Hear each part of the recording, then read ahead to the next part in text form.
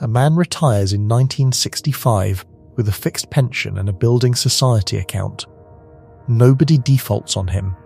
Every contract he signed is honoured in full, on time, in the currency he was promised, every month for the rest of his life. And by 1979, he cannot afford the life that pension was calculated to buy. 2 centuries earlier in Amsterdam, families who had moved out of risky trade into safe sovereign lending watched their claims quietly become unenforceable. Their names survived. Their capital did not. Neither group was robbed. Neither was warned. Neither could ever point to a day, a decision, or a crime. What happened to them was a sequence. And that sequence has run to completion twice in documented history, in 3 stages, in the same order. The third stage has never once been recognised from inside it. Tonight we go through all of it. The Bank of Amsterdam lending in secret to a collapsing trading company until the price of its own money fell to minus 30% after 170 years of trading at a premium. A gold coin that held its purity for 7 centuries before an emperor who had worked as a money changer broke it. Robert Triffin, in front of Congress in 1959, handing over the arithmetic and the date, and being politely thanked. James Callaghan in Blackpool in 1976, telling a hall of his own supporters that an option they had built their lives on had been withdrawn. And 5 days in April of 2025, when the dollar and American government debt fell together, which under the rules of the last 80 years is not supposed to happen. By the end you will know which of the 3 stages we are standing in, and the 3 published numbers that would mark the move into the next one. Get comfortable, because this one runs long, and stay to the end, because the honest answer to when is more unsettling than any date. If you want these without ads, they are on our Patreon, Meridian Labs, which this channel is part of. Ad-free across every channel in the group, early access before anything goes public, and an audio-only feed. Subscribe or join if you haven't. Let's start where it started.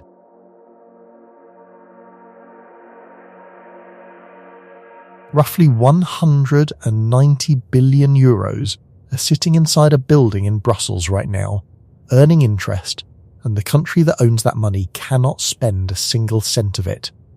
It has not been seized, it has not been confiscated. On paper, in the ledgers of a Belgian securities depository called Euroclear, it is still Russian property. It simply cannot move. And in the 4 years since the morning it stopped moving, the central banks of the world have bought more gold than in any comparable stretch of time since the 1950s. Those 2 facts are related, and almost nobody has told you how. The story you have probably absorbed about February 2022 is that the West froze Russian assets as a sanction. That is true, and it is also the least interesting way to describe what happened, because what actually occurred that week was not primarily a punishment, it was a disclosure. For about 80 years, every finance ministry on the planet had operated on a working assumption so basic that nobody bothered to write it down, which is that money held in reserve is money you own. Not money you are permitted to use, money you own, the way you own a coat. And then, over a weekend, roughly $300 billion belonging to a sovereign central bank turned out to be something else entirely. It turned out to be a claim on somebody else's legal system. A permission slip. Revocable at the discretion of the people who host the ledger. Every reserve manager in the world was watching.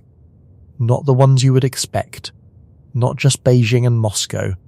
The reserve managers in Warsaw and Ankara and New Delhi and Singapore and Prague. People whose entire professional function is to be boring. People who are paid specifically not to have opinions about geopolitics. All of them sat down that spring and asked a question they had never seriously needed to ask. What exactly is it that we are holding? The answer they arrived at is visible in the data. In 2022, official sector gold buying hit 1,136 tonnes, the highest annual total since 1950. Then they did it again in 2023. Then again in 2024. 3 consecutive years above 1,000 tonnes, against an average of roughly 470 tonnes a year across the previous decade. The European Central Bank, in its own June 2025 report on the international role of the euro, wrote the quiet part into a footnote. In 5 of the 10 largest annual increases in gold's share of global reserves since 1999, the countries doing the buying were under sanctions or under credible threat of them. And by the end of 2024, something happened that should have been front-page news in every financial paper on Earth. Gold, the metal, the barbarous relic, the thing that was supposed to have been retired from the monetary system in 1971, overtook the euro to become the second largest reserve asset held by the world's central banks. 20% of global official reserves in gold. 16% in euros. The SEB reported this itself in its own publication, about its own currency being displaced. I want to be careful here, because this is exactly the point at which a certain kind of channel starts shouting about collapse, and I am not going to do that. The dollar is not about to die. I will spend a substantial portion of this script explaining, in detail, with numbers, why the people telling you otherwise are wrong, and why they have been wrong continuously since about 1971. That matters to me. Getting this right matters more than making it dramatic. But something is happening, and the reason it is difficult to see clearly is not that the information is hidden. It is all public. The International Monetary Fund publishes it quarterly. The Bank for International Settlements publishes it every 3 years. The World Gold Council surveys the central banks directly and prints their answers. The reason it is difficult to see is that we do not have a shared framework for what a reserve currency's decline actually looks like from the inside, while you are living in it, spending it, being paid in it. We think we do. We think it looks like a crash. A day. A moment when the music stops and everyone knows. It has never once looked like that. Not one single time in recorded monetary history. Here is what I found, and what took me an unreasonable number of weeks to get straight in my own head. There have been 2 full, completely documented life cycles of a global reserve currency in the modern era. The Dutch guilder, which ran from roughly 1600 to about 1820, and sterling, which ran from roughly 1815 to 1979. 2 complete runs from birth to death, with surviving bank ledgers, parliamentary records, cabinet papers, and in Sterling's case, verbatim conference transcripts. Both of them died in exactly the same 3 stages, not similar stages. The same ones, in the same order, with the same internal logic, separated by 150 years and an industrial revolution. Stage 1 is entrenchment. The currency wins on trade and then locks in on finance, and the financial lock is far stronger than the trade lock, which is why the currency long outlives the economy that produced it. Stage 2 is the divergence. The issuer's real economic weight starts falling away from the currency's monetary role. The 2 things come apart. The issuer runs deficits, because it has to, because the world needs its paper. Foreign official holders start quietly diversifying, while private usage carries on completely undisturbed. This is the stage everyone misdiagnoses, in both directions, and I will show you why. Stage 3 is the disorderly repricing, and this is the part that genuinely unsettles me, because in both documented cases Stage 3 was not caused by the accumulated problems of Stage 2. Stage 2 builds the powder. Stage 3 requires a match, and the match is always something external. A war. a banking failure, a failed attempt to reopen convertibility, something that arrives from outside the monetary system and detonates conditions that had been sitting there, stable and unremarkable, for decades. Which means the honest version of this story is not a countdown. It is something worse than a countdown. A countdown at least tells you when. The central question I want to hold open for the next 2 hours is not whether the dollar is going to fall. That question is boring, and it invites a yes or no answer, and you would be entitled to leave the moment you got one. The question is this: what actually kills a reserve currency, mechanically, step by step? And would you be able to tell it was happening while you were living inside it, holding it, being paid in it, pricing your house in it? The people who lived through the Guilder's death did not know. I have read what they wrote at the time. They thought they were dealing with a temporary liquidity problem at a well-run bank. The people who lived through Sterling's death did not know either, and they had newspapers, radio, professional economists, and a treasury full of the best-educated civil servants in Europe. In 1945, a British official could look at the numbers and tell you with total accuracy that Sterling was in serious trouble. What no British official could tell you, in 1945 or 1955 or 1965, was which of the many crises they were living through was the one that mattered. And there is one more thing I want to plant here before we go anywhere, because it took me a long time to notice it, and it changes the shape of the entire story.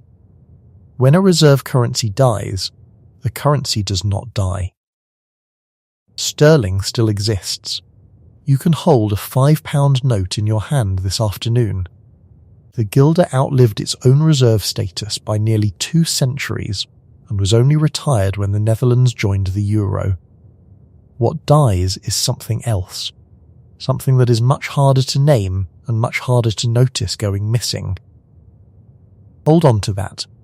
We are going to come back to it, and when we do it, is going to be about you. But first we need to test whether the pattern is even real, because a model built from 2 cases is not a law of nature, and I refuse to sell you one as if it were. We start in a city where the ledgers survive, where the numbers are exact, and where the most trusted financial institution in the world quietly destroyed itself in about 18 months, while everyone involved insisted sincerely that nothing was wrong. The city is Amsterdam, and the year is 1609.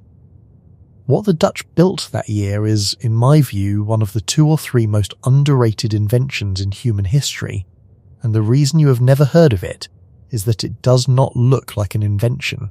It looks like an accounting convention. The city of Amsterdam founded an institution called the Wisselbank, the Bank of Amsterdam, and it did something that had never been done at scale before. It separated the unit you count in from the physical object you pay with. You need to understand what money was like in Europe at that moment, because the problem the Wisselbank solved is almost impossible to appreciate from inside a modern economy. There were, by contemporary estimates, something on the order of 1,000 different coins circulating in the Dutch Republic alone. Coins from every mint in the Holy Roman Empire, Spanish silver, French silver, coins that had been clipped, coins that had been sweated in a bag until they shed metal dust, coins that were counterfeit, coins that were genuine but debased by the issuing prince 3 years earlier and now contained 15% less silver than the number stamped on the face. Every single commercial transaction of any size involved a negotiation not just about price, but about what the buyer was actually handing over. The Wisselbank took all of it. You brought your bag of mixed, clipped, foreign, questionable coin to the bank on the dam. The bank weighed it, assayed it, and credited your account with an abstract quantity called the bank guilder.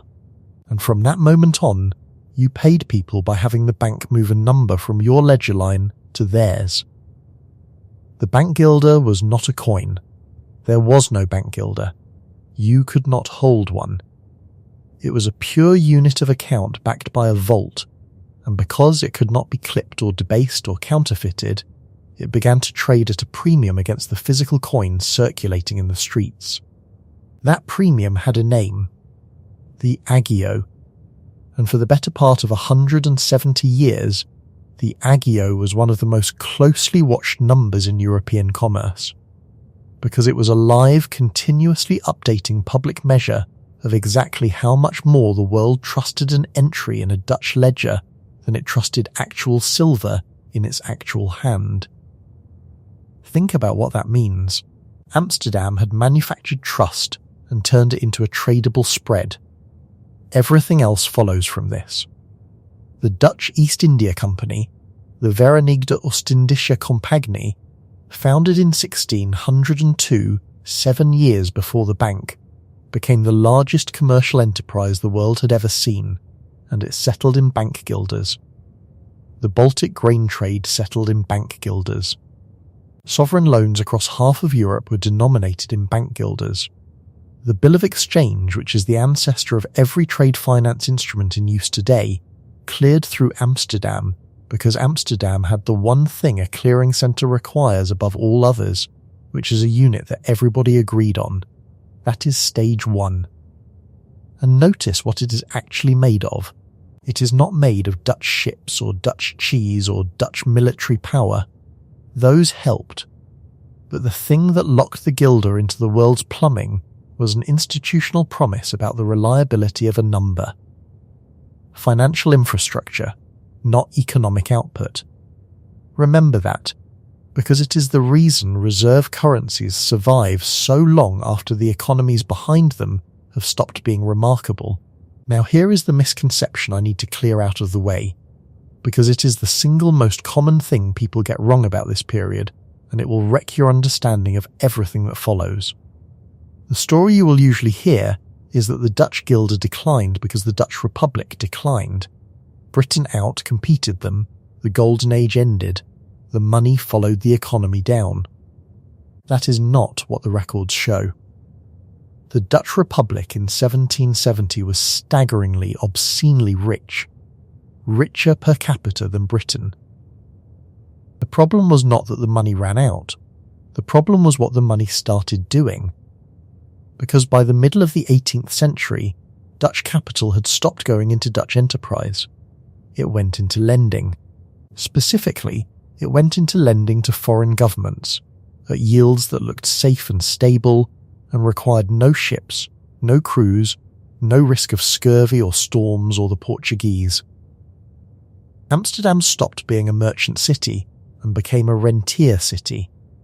The historian Alice Carter, in a paper published in Economica in 1953 that is still the standard reference on this, worked through the transfer books and found that by 1776, Dutch investors held roughly 3/7 of the entire British national debt, something in the region of 43%.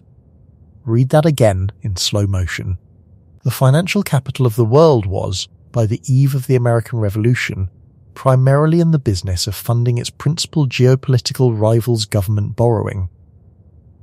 And their own government's borrowing was worse. The province of Holland, the dominant province of the Dutch Republic, carried a debt of around 310 million guilders by 1713, which by the best available estimates ran to something close to 200% of provincial output. I want to flag that number honestly, because the underlying figures are contested.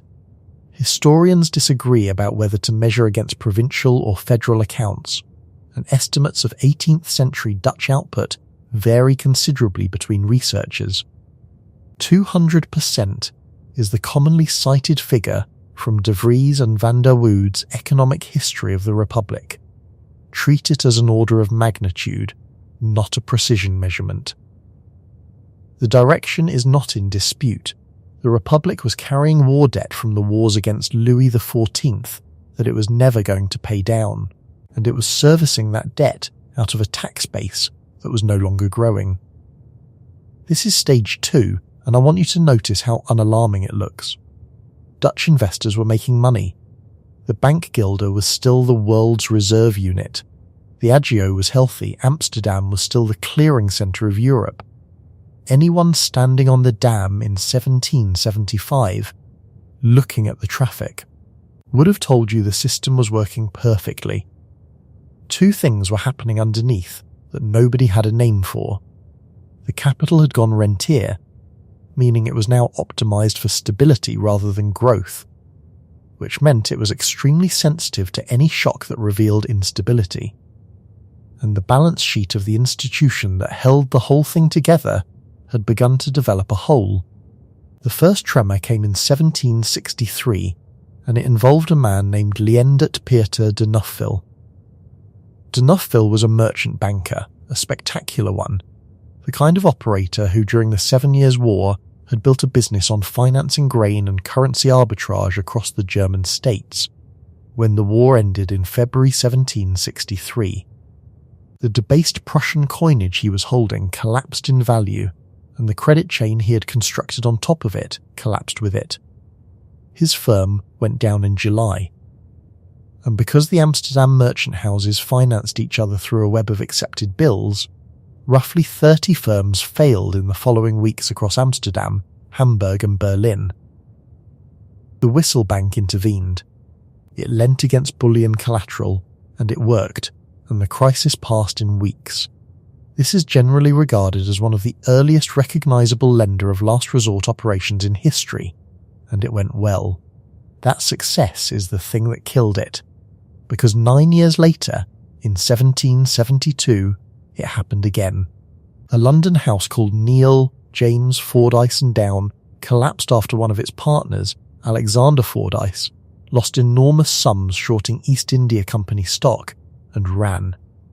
The panic crossed to Amsterdam and took down Clifford & Sons, one of the most respected houses in the city, and again, the Wisselbank stepped in. And again, it worked. 2 rescues, 2 successes. An institution that had learned it could stop a crisis. When the real one came, it did not hesitate. And it did not tell anyone. In December 1780, Britain declared war on the Dutch Republic. The Fourth Anglo-Dutch War fought over Dutch trading with the American rebels and over the Republic's flirtation with the League of Armed Neutrality. Militarily, it was a humiliation. The Dutch Navy, which a century earlier had sailed up the Medway and towed away the English flagship, could no longer contest the North Sea. The Royal Navy simply closed the sea lanes. What that did to the Dutch East India Company shows up in the accounts with brutal clarity. In 1780, the company sold 20.9 million guilders worth of goods brought back from Asia. In 1781, that figure was 5.9 million. A collapse of more than 70% in a single year because the ships could not get home. The company was not insolvent in any deep sense. It had warehouses in Batavia, it had contracts, it had a monopoly, it had a cash flow problem caused by an act of war, which is precisely the kind of problem a lender of last resort exists to solve, and the Wisselbank had solved exactly this kind of problem twice already, and so it lent. Which is where the story stops being a financial history and becomes something closer to a crime scene. The loans the Wisselbank made to the company were called Anticipatie Penningen, anticipation money, advances against future cargo revenues. They were not backed by bullion in the vault. They were backed by the expectation that ships would eventually arrive. And critically, they were not disclosed. The Wisselbank's entire 200-year reputation rested on a single public understanding, which was that every bank guilder in existence corresponded to metal sitting in the vault under the town hall. The bank had been quietly bending that rule for decades in small ways.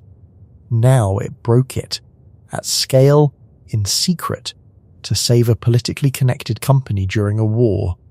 By the time the bank stopped extending new credit in 1781, its exposure to the company had reached around 4.8 million guilders. For a while, nothing happened. That is the part I find genuinely difficult to sit with. There was no dramatic revelation, no whistleblower, no run on the doors. The information leaked out the way information actually leaks out of institutions, which is slowly, partially, through people who half knew and did not want to be the one to say it. Merchants noticed that withdrawals were taking longer. Bullion dealers noticed that the bank's usual arbitrage operations had gone quiet. And then the agio moved. Remember what the agio was? It was the premium the world paid for a bank guilder over a physical coin. It was the price of trust, quoted continuously in public. Through the whole of the 17th century and most of the 18th, it had traded in a band of a few percent, occasionally moving with the seasons and the state of the coinage. It went to negative 30%. The Bank for International Settlements, in a working paper published in 2023 by Wenxindu and colleagues on the Bank of Amsterdam's collapse, treats that number as the central data point of the entire episode. The world had spent 170 years paying extra for the privilege of holding a claim on the Amsterdam ledger. Now it would only accept that claim at a 30% discount to a bag of coins that could be, and frequently were, clipped and debased. When the accounts were finally examined, the numbers were what everyone had feared. Against something on the order of 28 million florins banco of book money in circulation, the vault held metal covering barely 10.5 million. I want to be precise about the epistemic status of that specific split, because it comes from a narrower source base than the agio figure. The reconstruction traces back to Van Dillen's archival work and to the modern reconstruction by Stephen Quinn and William Roberts, whose research on the Bank of Amsterdam for the Federal Reserve Bank of Atlanta is the definitive modern treatment. The agio collapse is confirmed across multiple independent sources. The exact vault ratio is a single lineage of scholarship. I am telling you which is which because you deserve to know where the floor is solid. In 1795, French revolutionary armies crossed the frozen rivers into the Republic. The Batavian Republic was proclaimed. The city of Amsterdam took the Wisselbank onto its own books, which is a polite way of saying the bank was over. It limped on as a municipal shell until 1820, when it was formally wound up and replaced by de Nederlandsche Bank. 211 years. From the most trusted financial institution on earth to a line item in a municipal liquidation. Now, the thing I want you to take from Amsterdam is not the drama. It is the sequence. Because the sequence is the whole point. The war did not cause the collapse. The war caused a cash flow problem at a trading company. The bank's response to that cash flow problem caused the collapse, and the bank's response was itself the product of stage 2, of a system that had spent 40 years becoming rentier, risk-averse, optimized for the appearance of stability, and therefore constitutionally incapable of tolerating a visible loss. The bank concealed the lending because by 1780, disclosure was unthinkable. The whole edifice ran on the premise that the ledger was clean, so the ledger could not be seen to be dirty. So the dirt had to be hidden, so when it was finally seen the discount was not 3%, but 30%. The biz draws exactly this lesson, and it is worth being clear that this is the Bank for International Settlements, the central bank for central banks, publishing this about a monetary system's failure mode. A money issuer without adequate fiscal backing does not degrade smoothly. It has a breakpoint. Below the breakpoint, confidence is essentially insensitive to the size of the hole. Above it, confidence does not decline. It vanishes. There is no gradient. There is a cliff, and the cliff is invisible until you are past it. And nobody in Amsterdam, at any point in the 1780s, wrote in a diary or a ledger or a letter that they were living through the end of the Gilder's World roll. I have looked. What they wrote about was the war, the tax burden, the quality of the coinage, and the disgraceful behaviour of specific bankers. They experienced it as a series of separate problems. The pattern was only a pattern in retrospect, assembled by historians 3 centuries later out of records the participants never read together. Which raises the obvious objection, and it is a good one, and I want to deal with it before we go further. One case is an anecdote. The Dutch Republic was a strange political entity, a federation of provinces with a decentralized fiscal system, in an era before central banking, before deposit insurance, before anything resembling modern macroeconomic management. Maybe none of it transfers.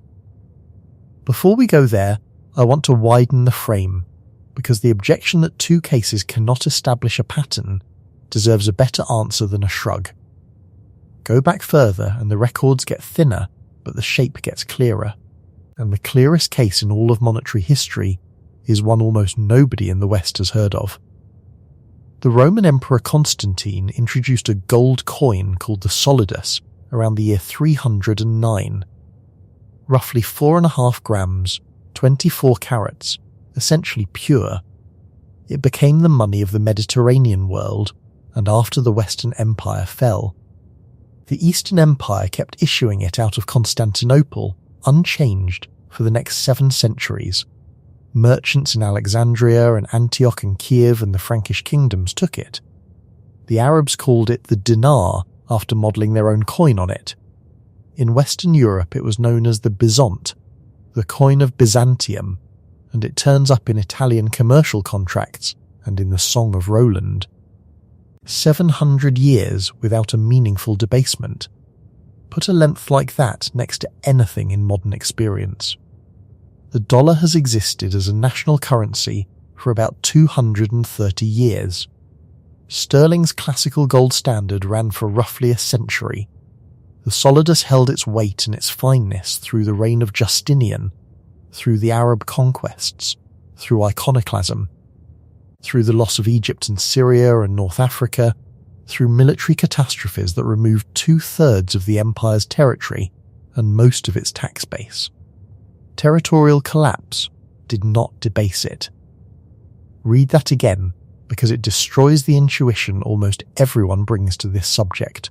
The Byzantine Empire lost most of what it had and kept its coin pure for another 400 years. What finally broke it was prosperity.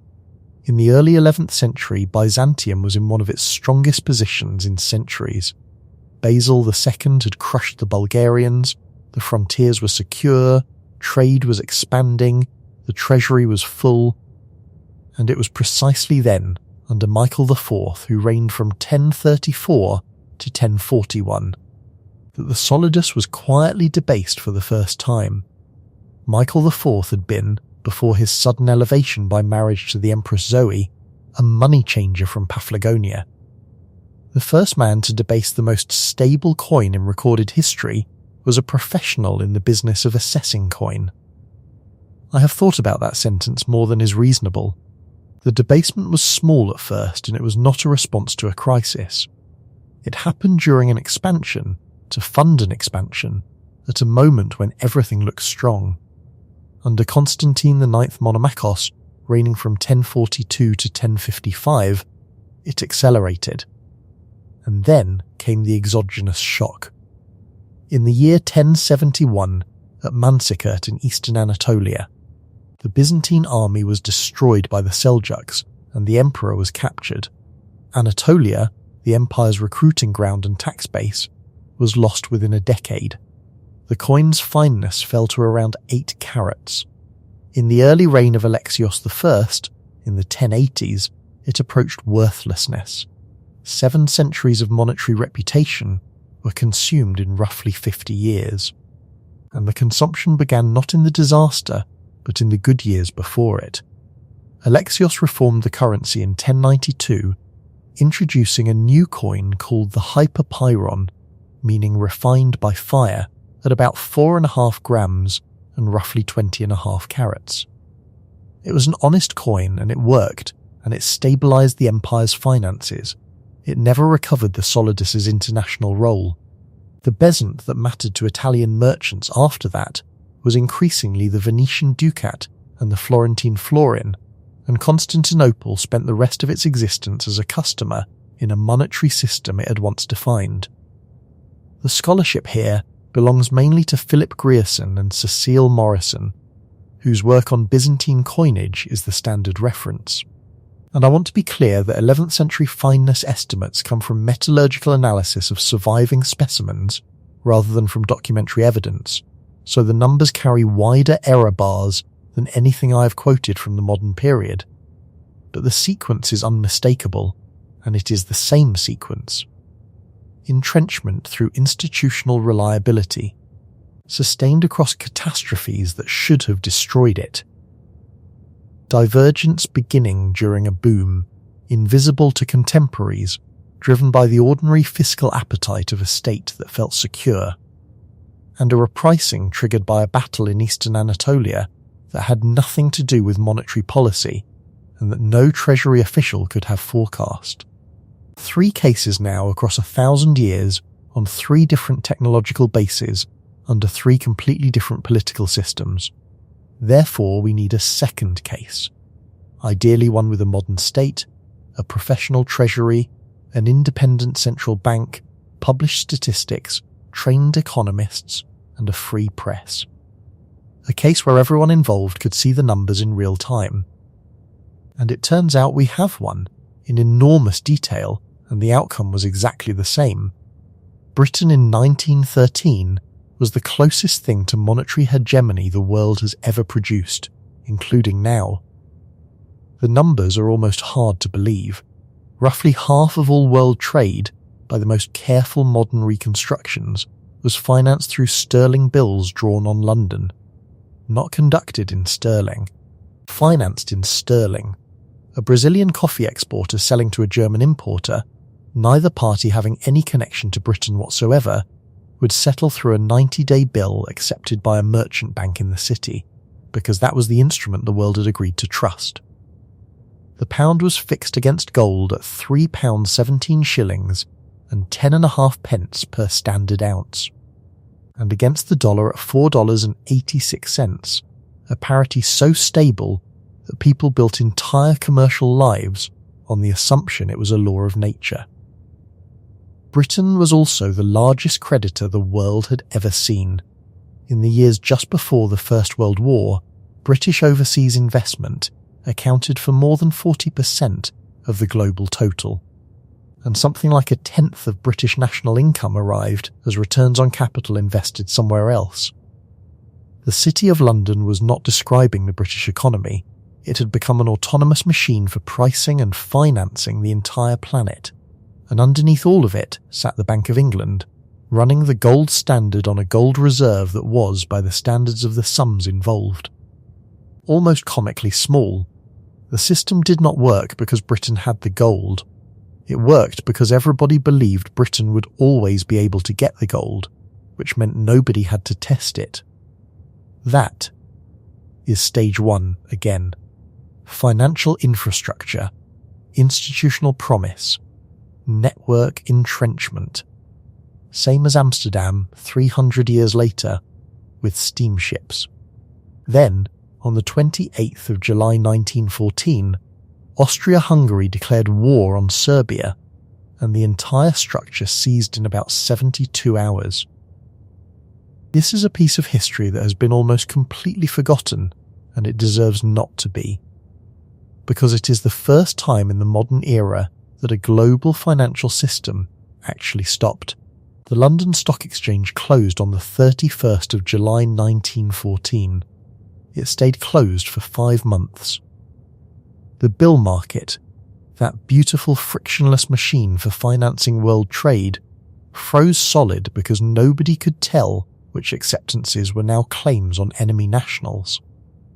A bank holiday was declared and extended. The Bank of England and the Treasury improvised a rescue that involved the government effectively guaranteeing the entire pre-war stock of bills, which is a nationalisation of the world's trade finance system, carried out in about a fortnight by men who were making it up as they went. It worked. That is the point. The crisis was contained, sterling held, and the city reopened. By any contemporary measure, the the system had passed a stress test of unprecedented severity. But something had changed that no contemporary measure was capable of detecting, and this is the beginning of stage 2. Because during those 5 months, and during the 4 years that followed, the world needed dollars. British purchasing of American munitions and food had to be financed, and it was financed in New York. The Federal Reserve, which had opened its doors in November 1914, barely 2 months old, found itself with the beginnings of the thing it had been built to create. I want to pause on that, because the founding of the Fed is usually told as a story about domestic banking panics, and that is only half of it. The Federal Reserve Act of 1913 contained provisions specifically designed to create an American market in bankers' acceptances, the exact instrument London had monopolized. Benjamin Strong, who ran the Federal Reserve Bank of New York from 1914 until his death in 1928, pursued that goal deliberately and relentlessly. He wanted trade finance to move from London to New York, and he built the institutional plumbing to make it happen. The United States did not stumble into reserve currency status. It engineered it on purpose, starting before the war that made it possible, and it took about 10 years. Which brings us to the single most misunderstood fact in the entire history of international money. And I would like to spend some time on it, because getting this wrong makes the present moment unreadable. Ask almost anyone when the dollar replaced sterling as the world's reserve currency, and you will be told 1944. Bretton Woods. 730 delegates from 44 nations at the Mount Washington Hotel in New Hampshire in July, agreeing to a dollar-based system anchored to gold. That is the story in the textbooks, in the documentaries, in the mental furniture of everyone who has thought about this for 10 minutes. It is wrong by about 20 years. In 2008, Barry Eichengreen and Mark Flandreau published a National Bureau of Economic Research working paper, number 14154, in which they went back through the actual reserve holdings of central banks in the interwar period, currency by currency, year by year. What they found is that the dollar overtook sterling as the leading reserve currency in the mid-1920s, around 1924. A follow-up paper by Livia Chittu, Eichengreen and Arnaud Mail found the crossover in international bond markets, the market for foreign government debt, at roughly 1929. And then something happened that breaks the model everyone carries in their head. Sterling recovered. Through the 1930s, after Britain left gold, a substantial part of the world pegged to sterling instead. The sterling area consolidated, and sterling clawed back reserve share it had lost to the dollar. The two currencies coexisted as reserve currencies for decades. It was not a handover. It was not a throne with one occupant. It was a long, messy, overlapping period in which both instruments were used, sometimes by the same central bank in the same year, for different purposes. I need to flag this honestly, because the revisionist finding is contested, and I am not going to present a live academic dispute as settled fact. Atish Ghosh, Jonathan Ostry and Charalambos Sangarides, in Work for the IMF, have pushed back on the interwar comparison on the grounds that gold made up roughly 2/3 of total reserves in that period. So the foreign exchange component that Eichengreen and Flandreau are measuring was a minority slice of a smaller pie. That is a serious objection.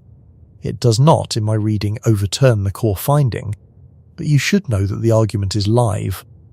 What it does overturn, completely, is the idea that reserve currency status is a single seat that one occupant vacates and another takes. That idea is the source of almost every bad prediction made about the dollar in the last 50 years. If you believe there is one throne, then every piece of evidence that the dollar is weakening reads as evidence that someone else is about to sit down, and since nobody plausibly can, you conclude that nothing is happening. And if you believe there is one throne, and you are of a more apocalyptic disposition, then every piece of evidence reads as the beginning of the coronation. Both readings are wrong for the same reason. The throne is a fiction. There has never been a moment in monetary history when it existed. Meanwhile, back in London, Britain spent the 1920s doing the single most destructive thing available to it, and it did so for reasons that were entirely about status. In April 1925, Winston Churchill, then Chancellor of the Exchequer, announced Britain's return to the gold standard at the pre-war parity of $4.86, not at a rate reflecting the inflation of the war years, at the old rate. The rate of 1913, the rate of the good years, the number that meant Britain, was still Britain. The economic effect was to overvalue the pound by something in the region of 10%, which in an economy already losing export markets meant deflation, wage cuts, and industrial conflict. The general strike came the following year. Keynes wrote a pamphlet about it called The Economic Consequences of Mr. Churchill, and his argument was not that the decision was technically wrong on some model. His argument was that Churchill had been advised by people who could not distinguish between a monetary parity and a national identity, and that the cost of that confusion would be paid by coal miners in South Wales. The man on the other side of that argument, the one who wanted the old parity, was Montagu Norman, Governor of the Bank of England from 1920 until 1944, the longest tenure in the institution's history. Norman is one of the strangest figures ever to hold serious financial power. He suffered severe nervous collapses more than once, severe enough to remove him from his post for months. He travelled internationally under a false name, presenting himself as Professor Clarence Skinner, partly to avoid the press, and partly, one suspects, because the anonymity was the only thing that let him function. He was, by the accounts of people who worked with him, temperamentally incapable of explaining his reasoning, and he resented being asked to. And this man, this specific human being with this specific nervous system, was the person whose conviction carried the decision to return sterling to a parity that would break British industry for a decade. I am telling you this not as colour. I am telling you because it is the mechanism. The decision to defend the old parity was not made by a model. It was made by men for whom the number 486 was a statement about what kind of country they lived in, and who experienced the suggestion of a lower number as a personal humiliation. Every single one of the decisions that follow, for the next 50 years, has that same quality. The defence of a currency's international role, past the point where it is defensible, is not an economic error. It is a psychological one, made by people who cannot accept the alternative, and it is the most reliable feature of Stage 2 in both documented cases. On the 21st of September 1931, after a run driven by the failure of Creditanstalt in Vienna and the collapse of German banking, Britain suspended gold convertibility. The parity Churchill had defended at such cost lasted 6 years. But sterling did not stop being a reserve currency. That is the part that should reorganise your thinking. Britain abandoned the gold standard, devalued sharply, defaulted in substance on the promise that underpinned the entire pre-war system, and the pound remained one of the 2 principal reserve currencies on Earth for another 45 years. Which tells you something important, and something I did not expect when I started looking into this. Reserve status is not a reward for good behaviour. It is not a certificate of monetary virtue. It is an infrastructure position, and infrastructure positions are held by inertia long after the thing that earned them has gone. Sterling's share of world manufactured exports fell from about 25% in 1913 to about 19% by 1937. The economy behind the currency was visibly, measurably shrinking in relative terms for decades, and the currency's international role barely moved. which means that if you are looking for the moment a reserve currency dies by watching the economy that issues it, you will be looking in the wrong place for approximately half a century. Therefore, the question becomes sharper and more uncomfortable. If economic decline does not do it, and monetary default does not do it, what actually ends it? For sterling, we have the answer in extraordinary detail, because it happened in public, in a democracy, in front of reporters, and it took 30 years. The Second World War did to sterling what the Fourth Anglo-Dutch War did to the guilder, except slower and with better record-keeping. Britain fought the war partly on credit extended by its own empire. India supplied troops, material and food. Egypt hosted armies. Australia, New Zealand, the colonies in Africa and the Caribbean, all of them delivered real goods and real services and were paid in accounting entries at the Bank of England. Those entries were called sterling balances, and by 1945 they amounted to somewhere around £3.5 billion, which against the size of the British economy at the time was an extraordinary overhang. India alone held over £1 billion. Understand what that meant in practice. Britain owed enormous quantities of pounds to countries that mostly wanted to convert those pounds into dollars in order to buy American goods, because in 1945 the only economy still capable of manufacturing anything at scale was the American one. Every pound in those balances was a potential claim on a dollar reserve that Britain did not have. The sterling balances were not a debt in the ordinary sense. They were a loaded weapon pointed at the currency by its own friends. And into this situation walked a sick man with 2 years to live. John Maynard Keynes had gone to Bretton Woods in July 1944 with a plan. Not the plan that was adopted.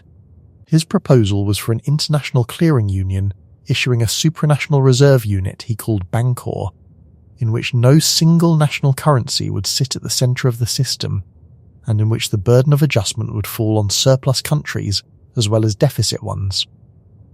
It was, in retrospect, an attempt to design a monetary order without a Triffin problem, some 15 years before anyone named the Triffin problem.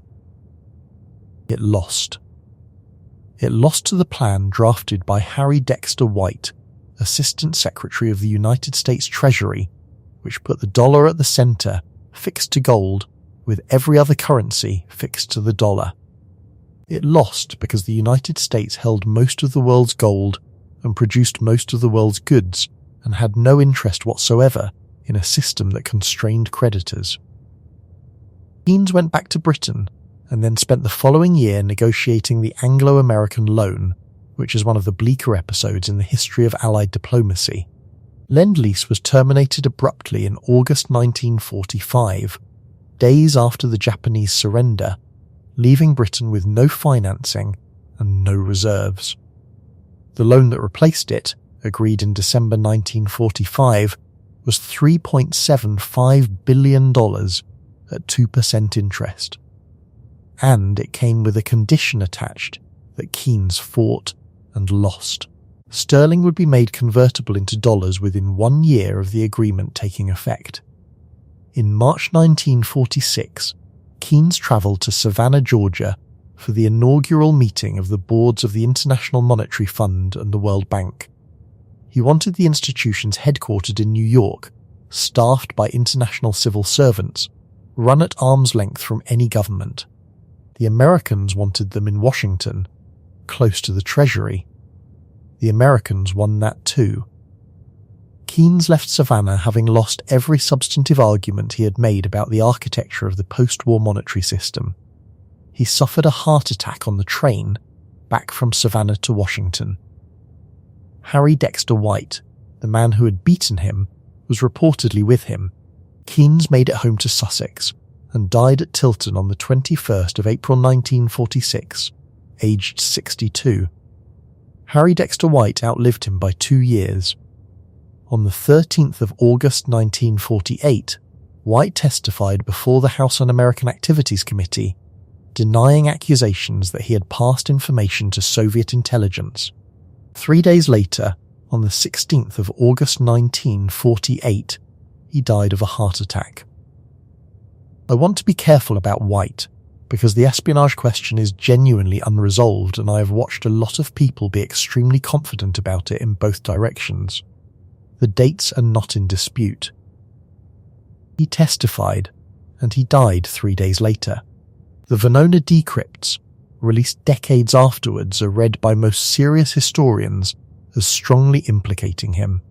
He was never tried, never convicted, and never had the opportunity to answer the decrypts because they were classified until long after his death. The accurate statement is that the architect of the dollar-based international monetary system was credibly suspected of working for a foreign intelligence service, that the evidence emerged too late to be tested in any proceeding, and that he did not live long enough to see the system he built come under strain. Both men who designed the modern monetary order were dead within 4 years of designing it.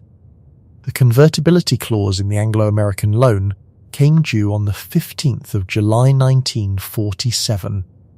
Britain made the pound convertible into dollars on that date, as promised.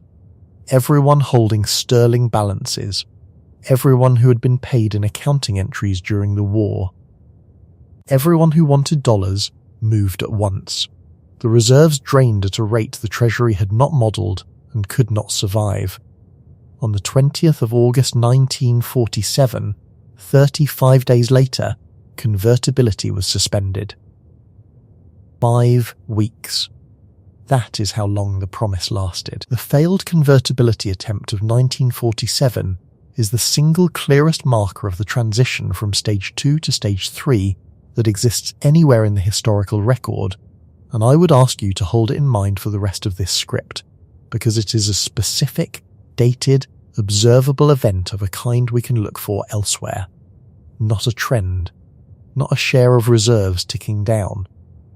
An attempt by the issuer to demonstrate that its currency still functions the way it is supposed to, which fails publicly in weeks. 2 years later, on the 18th of September 1949, Britain devalued sterling from $4.03 to $2.80, a cut of 30.5%, the largest single devaluation of a major currency in the modern era to that point. Sir Stafford Cripps, the Chancellor, had denied that any devaluation was contemplated, repeatedly and in public, in the weeks immediately beforehand. Something in the region of 19 other currencies devalued alongside sterling within days, because the sterling area moved as a block. And still, it was not over. That is the thing about Stage 3 that nobody tells you. It is not an event. In 1956, Britain and France colluded with Israel to seize the Suez Canal. The United States opposed the operation, and the instrument it used to stop it was not military. Sterling came under heavy selling pressure, some of it from the American authorities themselves. And when Britain sought support from the International Monetary Fund to defend the pound, Washington made clear that support would not be forthcoming until British forces withdrew. The Chancellor, Harold Macmillan, went to the Cabinet with the reserve figures. Britain withdrew. That is the first time in the modern era that a reserve position was used as a weapon against a supposed ally, and it worked in under a week. Everyone forgets this. Everyone treats the freezing of Russian reserves in 2022 as unprecedented. It is not unprecedented. It is a technique with a documented history, first used successfully against Britain by the United States in 1956, and Britain was at the time still nominally the second reserve currency in the world.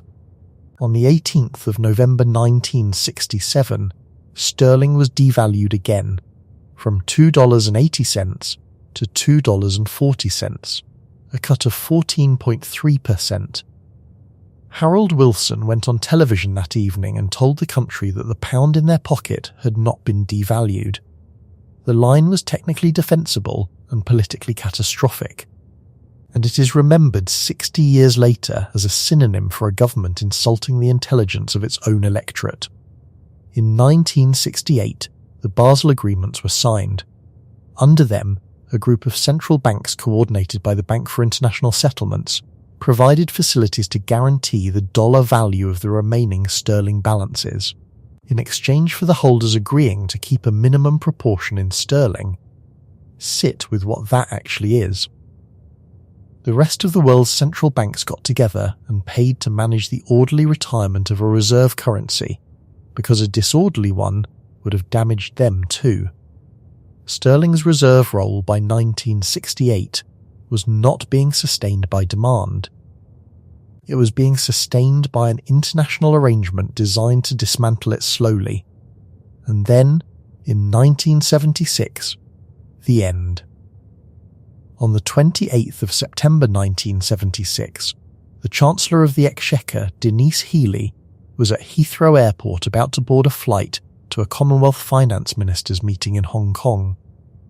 Sterling was in freefall. He was advised that if he left the country, the markets would read it as abandonment. He turned around at the airport and went back into London. That same day, the Prime Minister, James Callaghan, stood up at the Labour Party conference in Blackpool and said this, and I am quoting the conference record verbatim, because the wording matters more than any summary I could give you.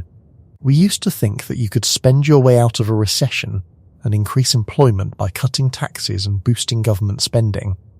I tell you in all candour that that option no longer exists, and insofar as it ever did exist, it only worked on each occasion since the war by injecting a bigger dose of inflation into the economy, followed by a higher level of unemployment as the next step. That option no longer exists. The passage was drafted by his son-in-law, the economist Peter Jay.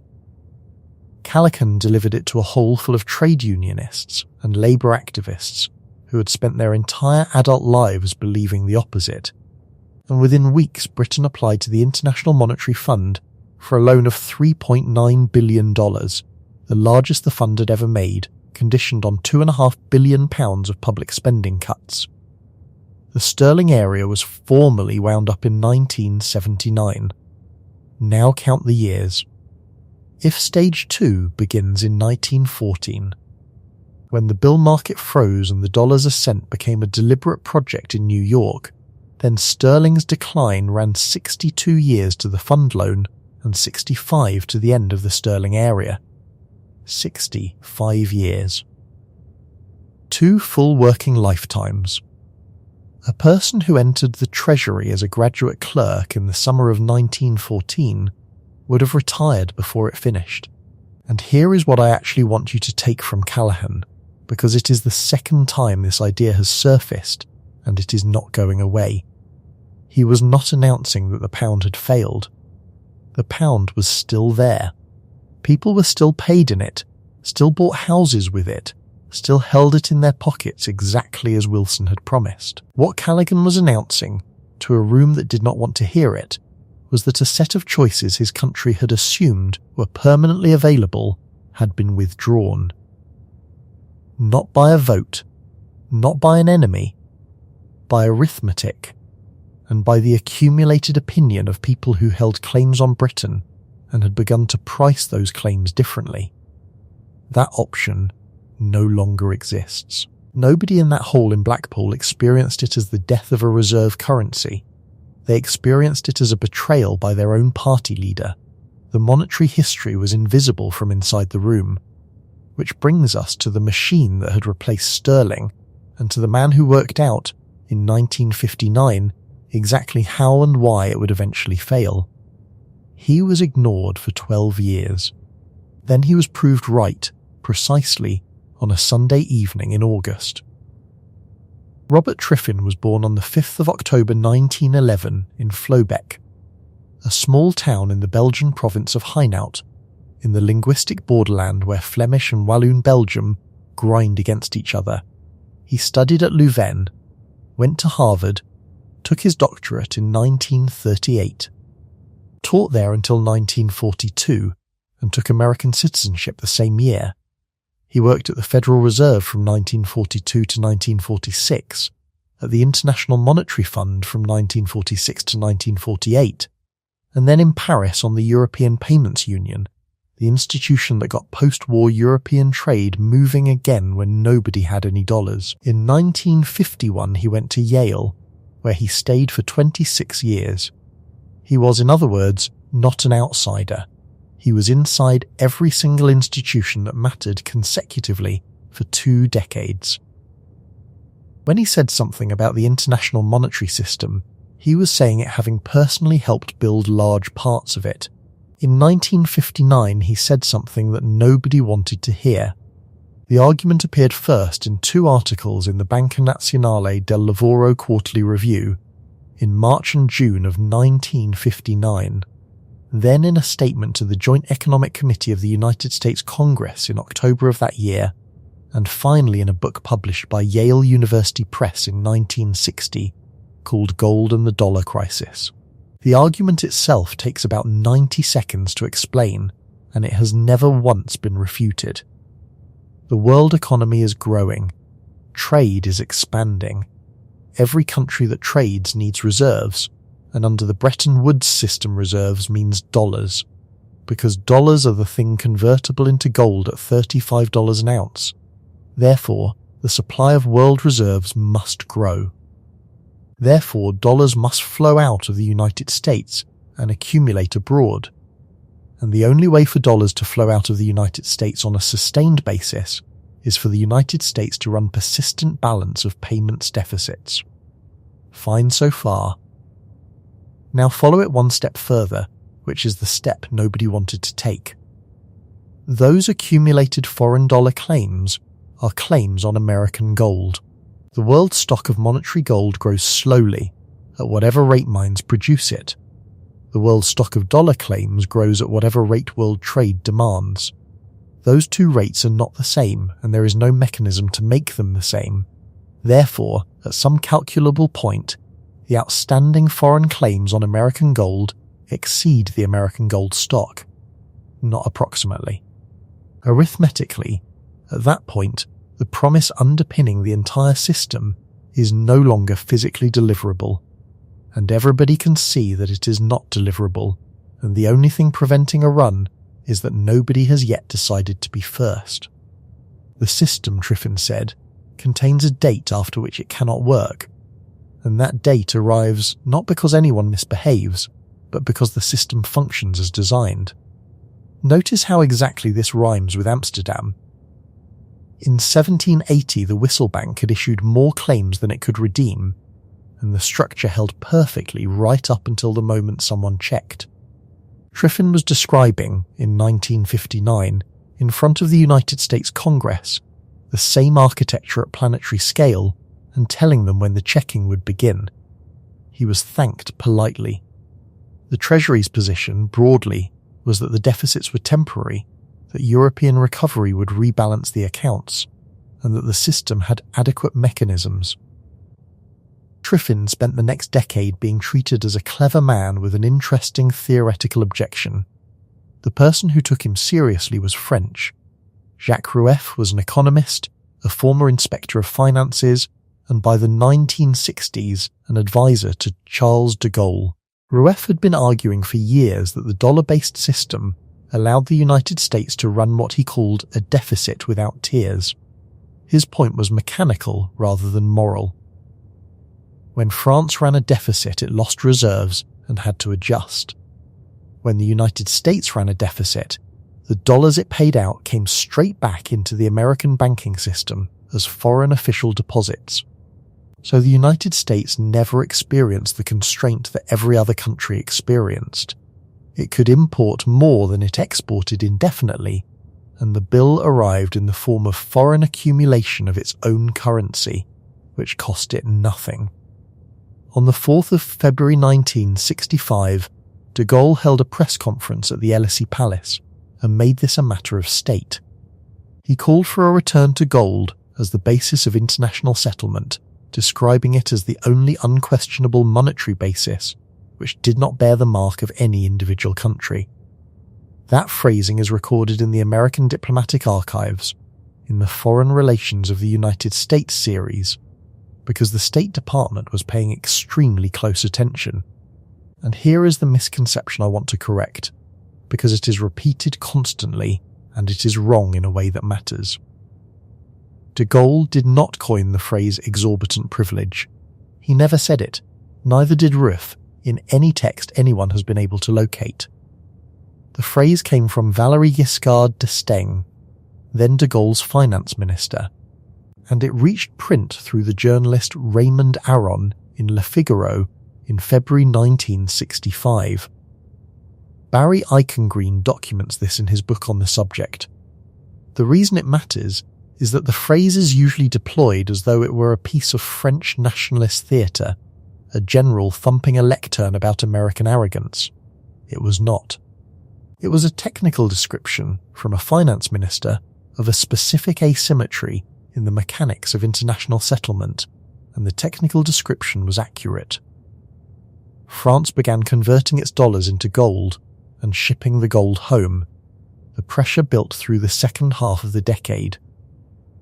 In March 1968, the London Gold Pool, the arrangement by which the major central banks had coordinated to hold the gold price at $35, collapsed.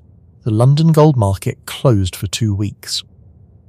A two-tier system was improvised, one price for central banks and another for everybody else, which is the kind of solution that tells you the people implementing it have run out of solutions. The American gold stock had peaked at around 21,700 tons in 1949. By the summer of 1971, it was somewhere in the region of 8,000 to 9,000 tons.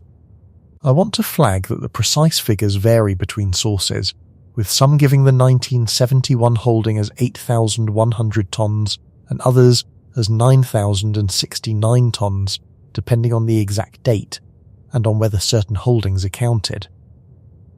The scale is not in dispute. The United States had lost roughly 60% of its monetary gold in 22 years, and the outstanding foreign claims were now several times what remained. Triffin's Arithmetic had arrived. On Friday the 13th of August 1971, Richard Nixon went to Camp David with 15 advisors, including Treasury Secretary John Connally, Federal Reserve Chairman Arthur Burns, and a young Undersecretary for International Monetary Affairs named Paul Volcker. They were there because Britain had reportedly requested cover for a large sum of dollars, and because the numbers no longer permitted delay. On Sunday the 15th of August 1971, at 9 in the evening, Nixon went on television and announced that the United States was suspending the convertibility of the dollar into gold. The broadcast preempted an episode of Bonanza. He described it as a temporary measure to defend the dollar against speculators. It has now been temporary for 55 years. The Smithsonian Agreement in December 1971 tried to rebuild fixed rates at a devalued parity and lasted about 14 months. In March 1973, the major currencies floated, and the system Keynes had lost the argument about. And White had won it, and Triffin had diagnosed, was over. Triffin was right. He was right in public, on the record, 12 years in advance, with the mechanism specified in front of Congress. Being right did not do much for him.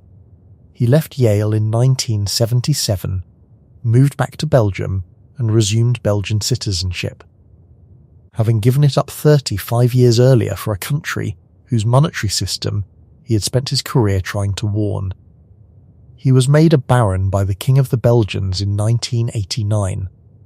He had spent decades pushing for a European monetary union precisely because he believed no national currency should carry the world's reserve burden. The Maastricht Treaty, which created the legal basis for the euro, was signed in February 1992. Robert Triffin died on the 23rd of February 1993 in Ostend, 12 months after Maastricht and 6 years before the currency he had argued for came into existence. Now here is the part that took me the longest to understand, and it is the reason this is not simply a historical episode. Everybody assumes the Triffin dilemma died in 1971. No gold convertibility, no gold constraint, no arithmetic limit. The dollar became a pure fiat currency, and the specific trap Triffin identified stopped applying. That is not what happened. The trap did not disappear. It changed what it was made of. Because the world still needs reserves, and reserves still mean holding somebody's liabilities, and the somebody is still overwhelmingly the United States. The constraint is no longer the size of a gold pile in Kentucky. The constraint is whether the claims being accumulated remain credible as claims, which means the binding limit is now fiscal rather than metallic. This is not my framing. It is the framing used by the Bank for International Settlements, which has written explicitly about a new Triffin dilemma, and by Pierre-Olivier Gourinchas and Helen Ray in their work on the United States as the world's banker, and by Ricardo Caballero, Emmanuel Farhi and Gourinchas in their research on the global shortage of safe assets. The world's demand for safe dollar assets grows with the world economy. The supply of safe dollar assets grows with American federal borrowing. Those two rates are not the same, and there is no mechanism to make them the same. Read that sentence again, and then read Triffin's sentence again. They are the same sentence with one noun replaced. The system contains a date after which it cannot work, and the date arrives not because anyone misbehaves, but because the system functions as designed. The only difference is that in 1959 you could calculate the date from the tonnage in the vault, and now you have to calculate it from something considerably harder to measure, which is the point at which the world stops believing that American fiscal arithmetic resolves. Which brings us to the present, and to the data, and to the question of where exactly we are standing. The International Monetary Fund publishes a data set called COFER, which stands for Currency Composition of Official Foreign Exchange Reserves. It comes out quarterly, with roughly a 3-month lag, and it is the closest thing the world has to a live readout of what central banks actually hold. Nothing about it is leaked or obscure. It sits on the fund's website, and almost nobody outside the profession looks at it. Here is the series. Around the turn of the millennium, in the years from 1999 to 2001, the dollar accounted for roughly 71 to 72% of allocated global foreign exchange reserves. By the fourth quarter of 2024, it was 57.8%, the lowest reading since 1994. The quarters since then run as follows: 57.74% in the first quarter of 2025, 56.32% in the second, 56.93% in the third. And in the most recent release, published on the 27th of March 2026, covering the fourth quarter of 2025, the dollar share stood at 56.77% of a total reserve pool of $13.14 trillion. The euro was 20.25%. The renminbi was 1.95%. 14 or 15 percentage points of decline over roughly a quarter of a century. It is not a collapse. It is not nothing.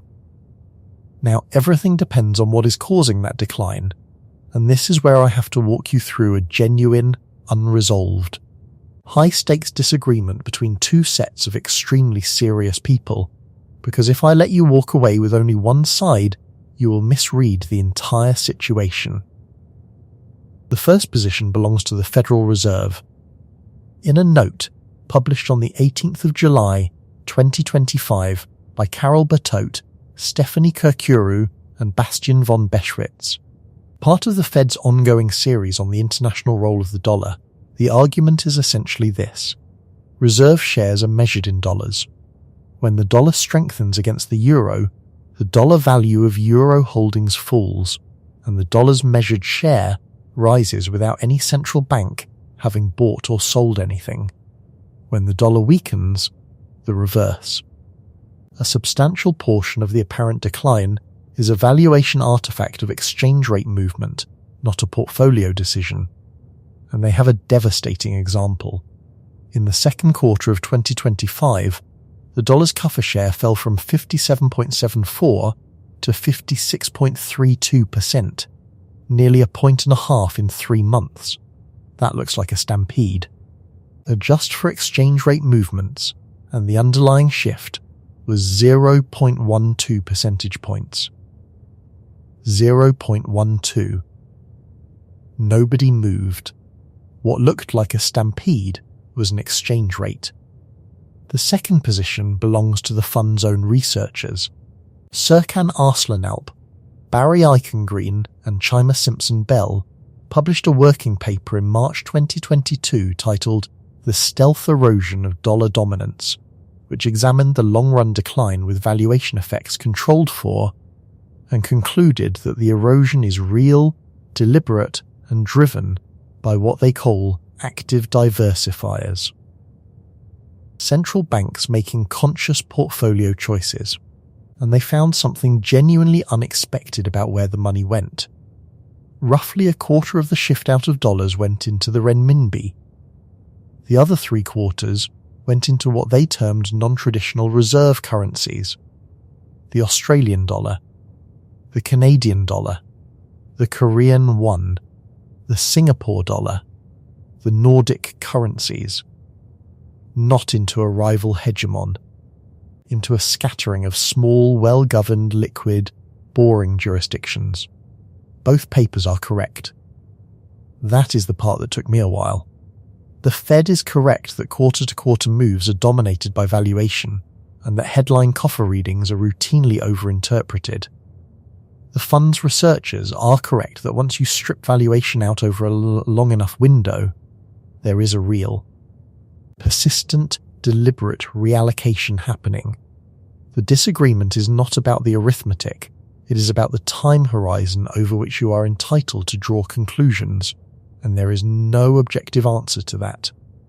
What I would say is this: if you want a falsifiable test, here it is.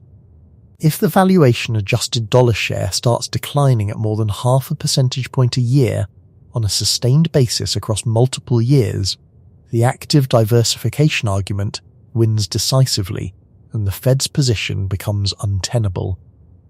That has not happened yet. Watch for it. But the reserve currency data is not where the interesting behaviour is showing up. The interesting behaviour is in metal. In 2022, central banks bought 1,136 tonnes of gold on a net basis. That is the World Gold Council's corrected figure, published in a revision on the 7th of February 2023. The initially reported number was 1,082 tonnes, and you will still see that figure quoted in a great deal of commentary because the correction was never as widely circulated as the original. The corrected total is the highest annual central bank gold purchase since 1950. In 2023, they bought around 1,037 tonnes. In 2024, 1,045 tonnes. 3 consecutive years above 1,000 tonnes. For context, the average across the years from 2010 to 2021 was around 473 tonnes annually. The rate more than doubled and then stayed doubled. The buyers are the interesting part. Poland led the world in the first half of 2025 with 67.2 tonnes. And in October 2025, the Polish central bank raised its stated target for gold to 30% of total reserves. 30%.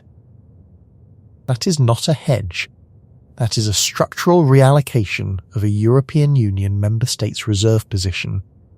Turkey, India, Singapore, Azerbaijan and the Czech Republic have all been persistent buyers. China's People's Bank reported holdings of around 2,200 and 80 to 2,300 tonnes at the end of 2024, roughly 5% of its reserves, and a significant number of analysts believe the true figure is materially higher. because Chinese reporting on this has historically involved long silences followed by sudden large upward revisions. I cannot verify the higher estimates, and neither can anyone else outside the People's Bank. Treat the official number as a flaw. The World Gold Council surveys these institutions directly and publishes their answers.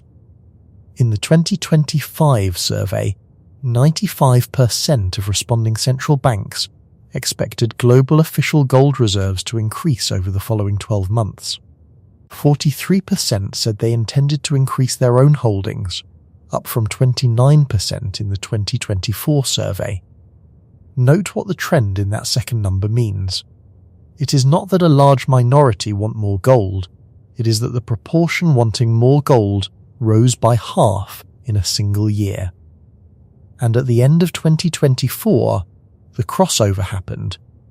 The European Central Bank, in its June 2025 report on the international role of the euro, in a section on gold demand and geopolitics led by the economist Maurizio Michael Habib, reported that gold had reached 20% of global official reserves by value, against 16% for the euro and 46% for the dollar.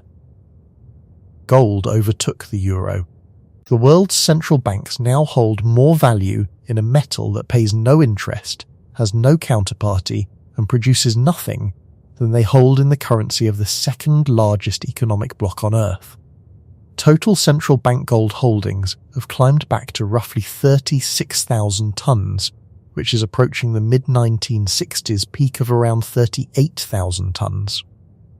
That peak was under Bretton Woods, when gold was legally the anchor of the international monetary system. We are within striking distance of Bretton Woods-era official gold holdings in a world that abolished the gold standard 50 5 years ago. The price responded accordingly, hitting an all-time high of $3,509.90 an ounce in mid-April 2025. And the ECB was explicit about the reason, in its own words, in its own publication. Gold demand for monetary reserves surged sharply in the wake of Russia's full-scale invasion of Ukraine in 2022. That is a direct quotation from the European Central Bank, not from a newsletter, not from a bullion dealer. Which returns us to the vault in Brussels. When the freeze was imposed in February and March of 2022, the Russian central bank's reserves were distributed roughly as follows. Something in the region of $207 billion in euro-denominated assets, $67 billion in dollars, $37 billion in sterling. Approximately $300 billion in total was immobilized across the group of 7 jurisdictions, of which around 210 billion euros sits in the European Union and roughly 185 to 190 billion of that at Euroclear in Belgium. Through 2024 and into 2026, European governments have been arguing about whether to use those assets, or the interest they generate, to fund Ukraine.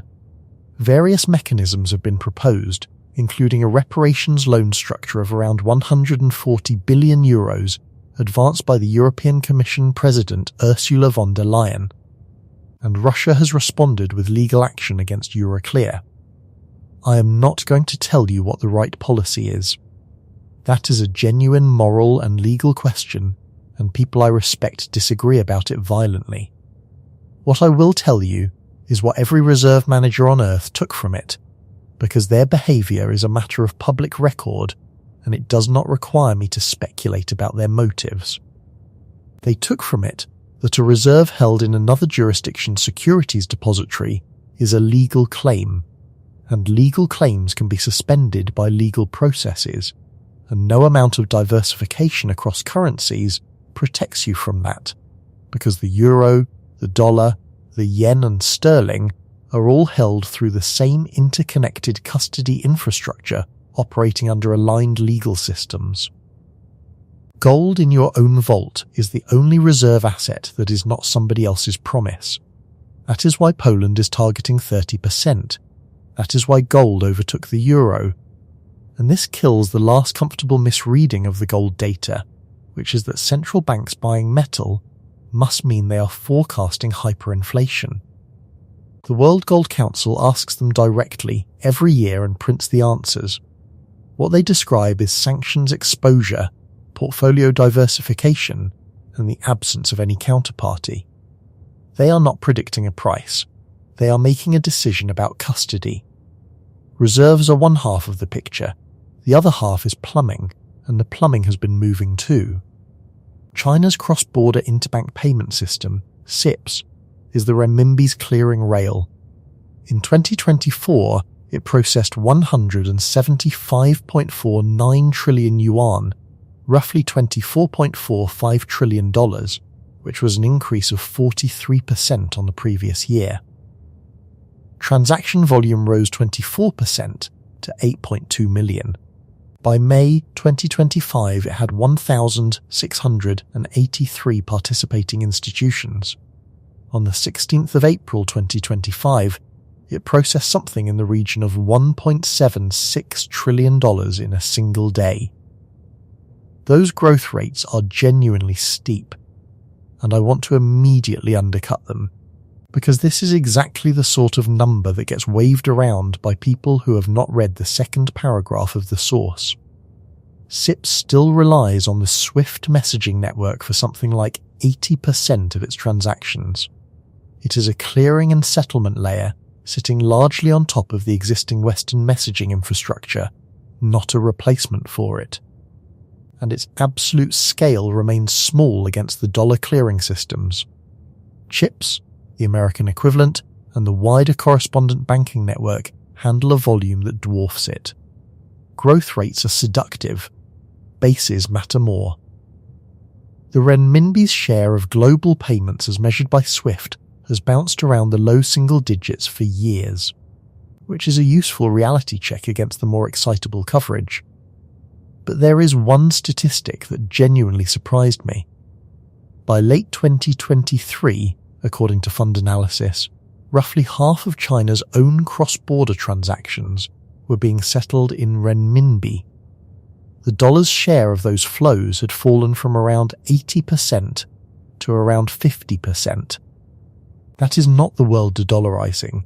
That is China de-dollarizing China, which is a much narrower claim and a much more achievable one. Russia and China now settle something like 90% of their bilateral trade in rubles and renminbi, on trade running to roughly $240 billion. India and the United Arab Emirates have run rupee and dirham settlement for oil.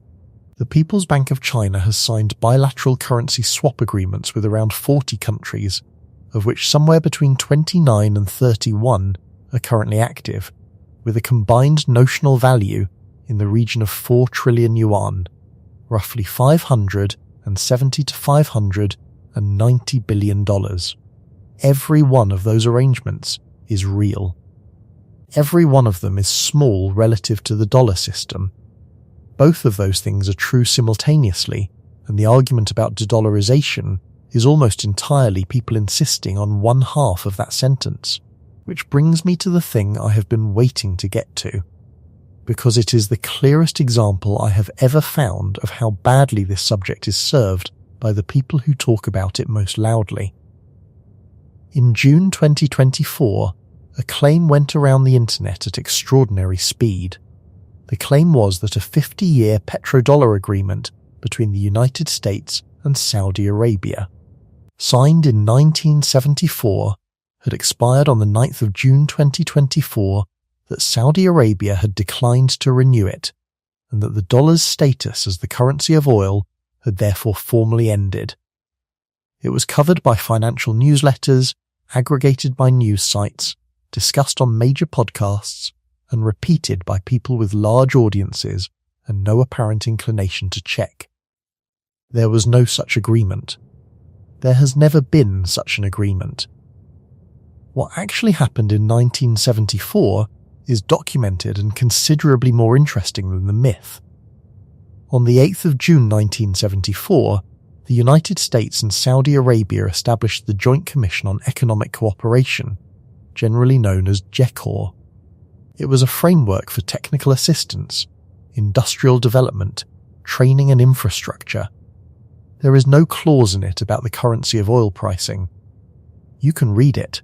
Separately and secretly, Treasury Secretary William Simon and his deputy Jerry Parsky negotiated an arrangement in July 1974 under which Saudi Arabia would purchase United States Treasury securities outside the normal auction process, with its holdings kept confidential. That arrangement was real, and it was genuinely hidden, and it only became public knowledge in 2016 through a Freedom of Information Act request. Note that this is the opposite of the popular story. The secret deal was about Saudi Arabia buying American debt, not about oil being priced in dollars. The debunkings were prompt and specific. Radio Free Asia's fact-checking operation found no known formal agreement requiring Saudi oil to be sold in dollars. PolitiFact ran the claim past the historian David White, who has written the standard academic history of the American-Saudi oil relationship, and he confirmed no such treaty exists. Paul Donovan, chief economist at UBS Global Wealth Management, called the story fake news outright and made the point that finished the argument, which is that the Saudis continued selling oil in sterling after 1974, which they could not have done had they been contractually bound to sell in dollars. Oil is priced in dollars for the same reason wheat is priced in dollars and copper is priced in dollars. It is a deep, liquid, universally understood unit that lets a Nigerian producer and a Japanese refiner agree a number without either of them having to take a view on the other's currency. It is a convention sustained by convenience. No treaty enforces it, and no treaty could. And I want to be precise about why this matters beyond the correction itself. The petrodollar myth is comforting to both sides of this argument. If you believe the dollar's position rests on a secret treaty, then the collapse story becomes simple. Find the treaty, watch it expire, done. And if you are on the other side, the fact that the treaty story is nonsense lets you dismiss the entire question of dollar decline as the province of cranks. Both of those are ways of not looking at the actual data, which is harder, slower and considerably less satisfying than a document with an expiry date. There is a parallel case worth putting next to it. Project Enbridge is a central bank digital currency platform for cross-border settlement, developed with the Bank for International Settlements, involving the People's Bank of China, the Hong Kong Monetary Authority, the Bank of Thailand, the Central Bank of the United Arab Emirates, with the Saudi Central Bank joining in June 2024, plus some 31 observing institutions. On the 31st of October 2024, the BIS withdrew from the project. The withdrawal was immediately read across a large portion of the internet as evidence that Enbridge was a sanctions evasion tool for the BRICS bloc, and that the BIS had been caught assisting it. Agustin Carstens, the general manager of the BIS, addressed this directly at a press conference in Madrid. His words were that Enbridge is not the BRICS bridge. He said he had to say that categorically. His stated reason for the exit was that the project had reached a stage after 4 years where the participating central banks could carry it forward without BIS involvement. Now, you are entitled to be sceptical of that explanation. Institutions give tidy reasons for untidy decisions, and the timing was convenient. But scepticism is not evidence, and the difference between saying the official explanation is incomplete and saying the platform is a sanctions evasion scheme is the difference between analysis and invention. I am labouring this because the standard of evidence in this field is appalling, and the audience for it deserves better. The actual story is quite unsettling enough without decoration. Central banks really did buy more than 3,000 tons of gold in 3 years. The reserve share really has fallen 15 points. Gold really did pass the euro. Those are official figures from the institutions being displaced. You do not need a secret treaty. You need the published data, read carefully, by someone willing to say what it does not show as well as what it does. Therefore, before I take you into the numbers that genuinely frighten me, I have to spend some time on the case against everything I have just said. Because it is strong. Considerably stronger than almost anyone who has reached this point in the argument is prepared to admit. Every 3 years, the Bank for International Settlements runs a survey of foreign exchange turnover across the world's trading desks. It is the most comprehensive measurement of currency market activity that exists.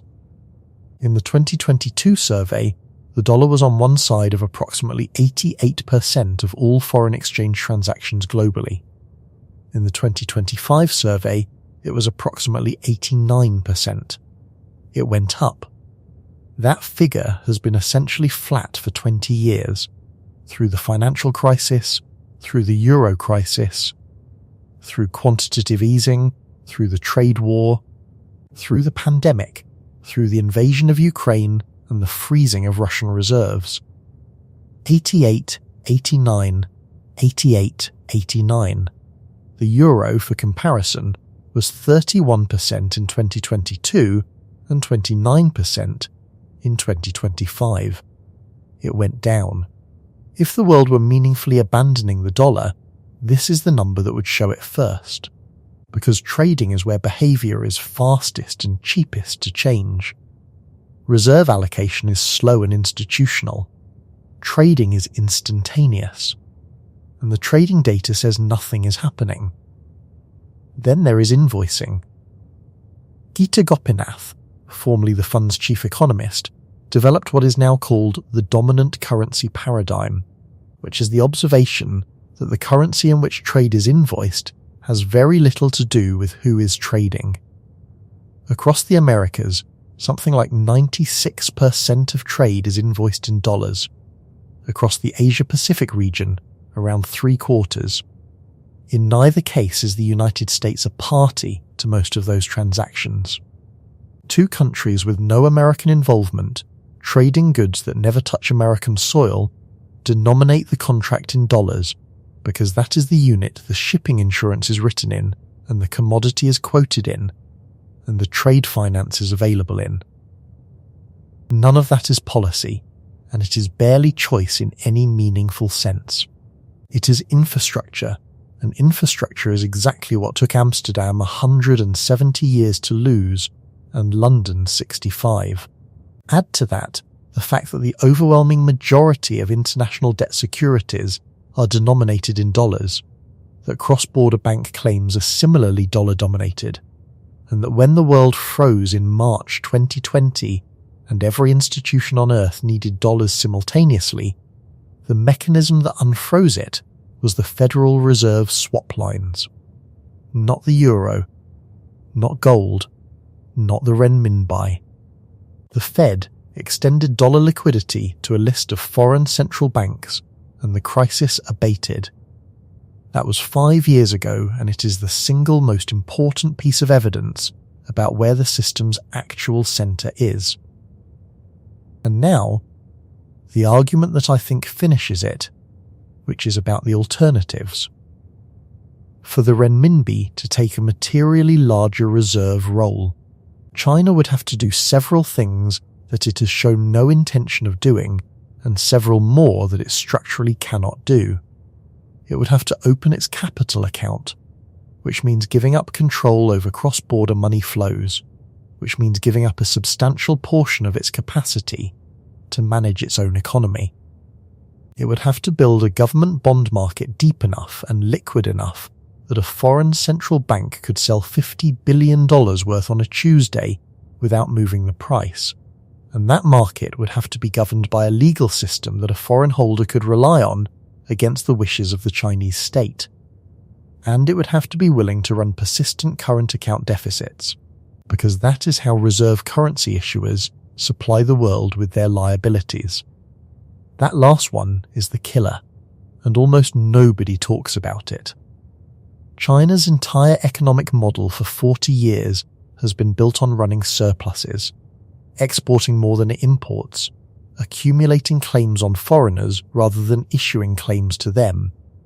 To become the world's reserve issuer, it would have to invert that, It would have to run deficits, absorb the world's savings, become a net debtor to everyone.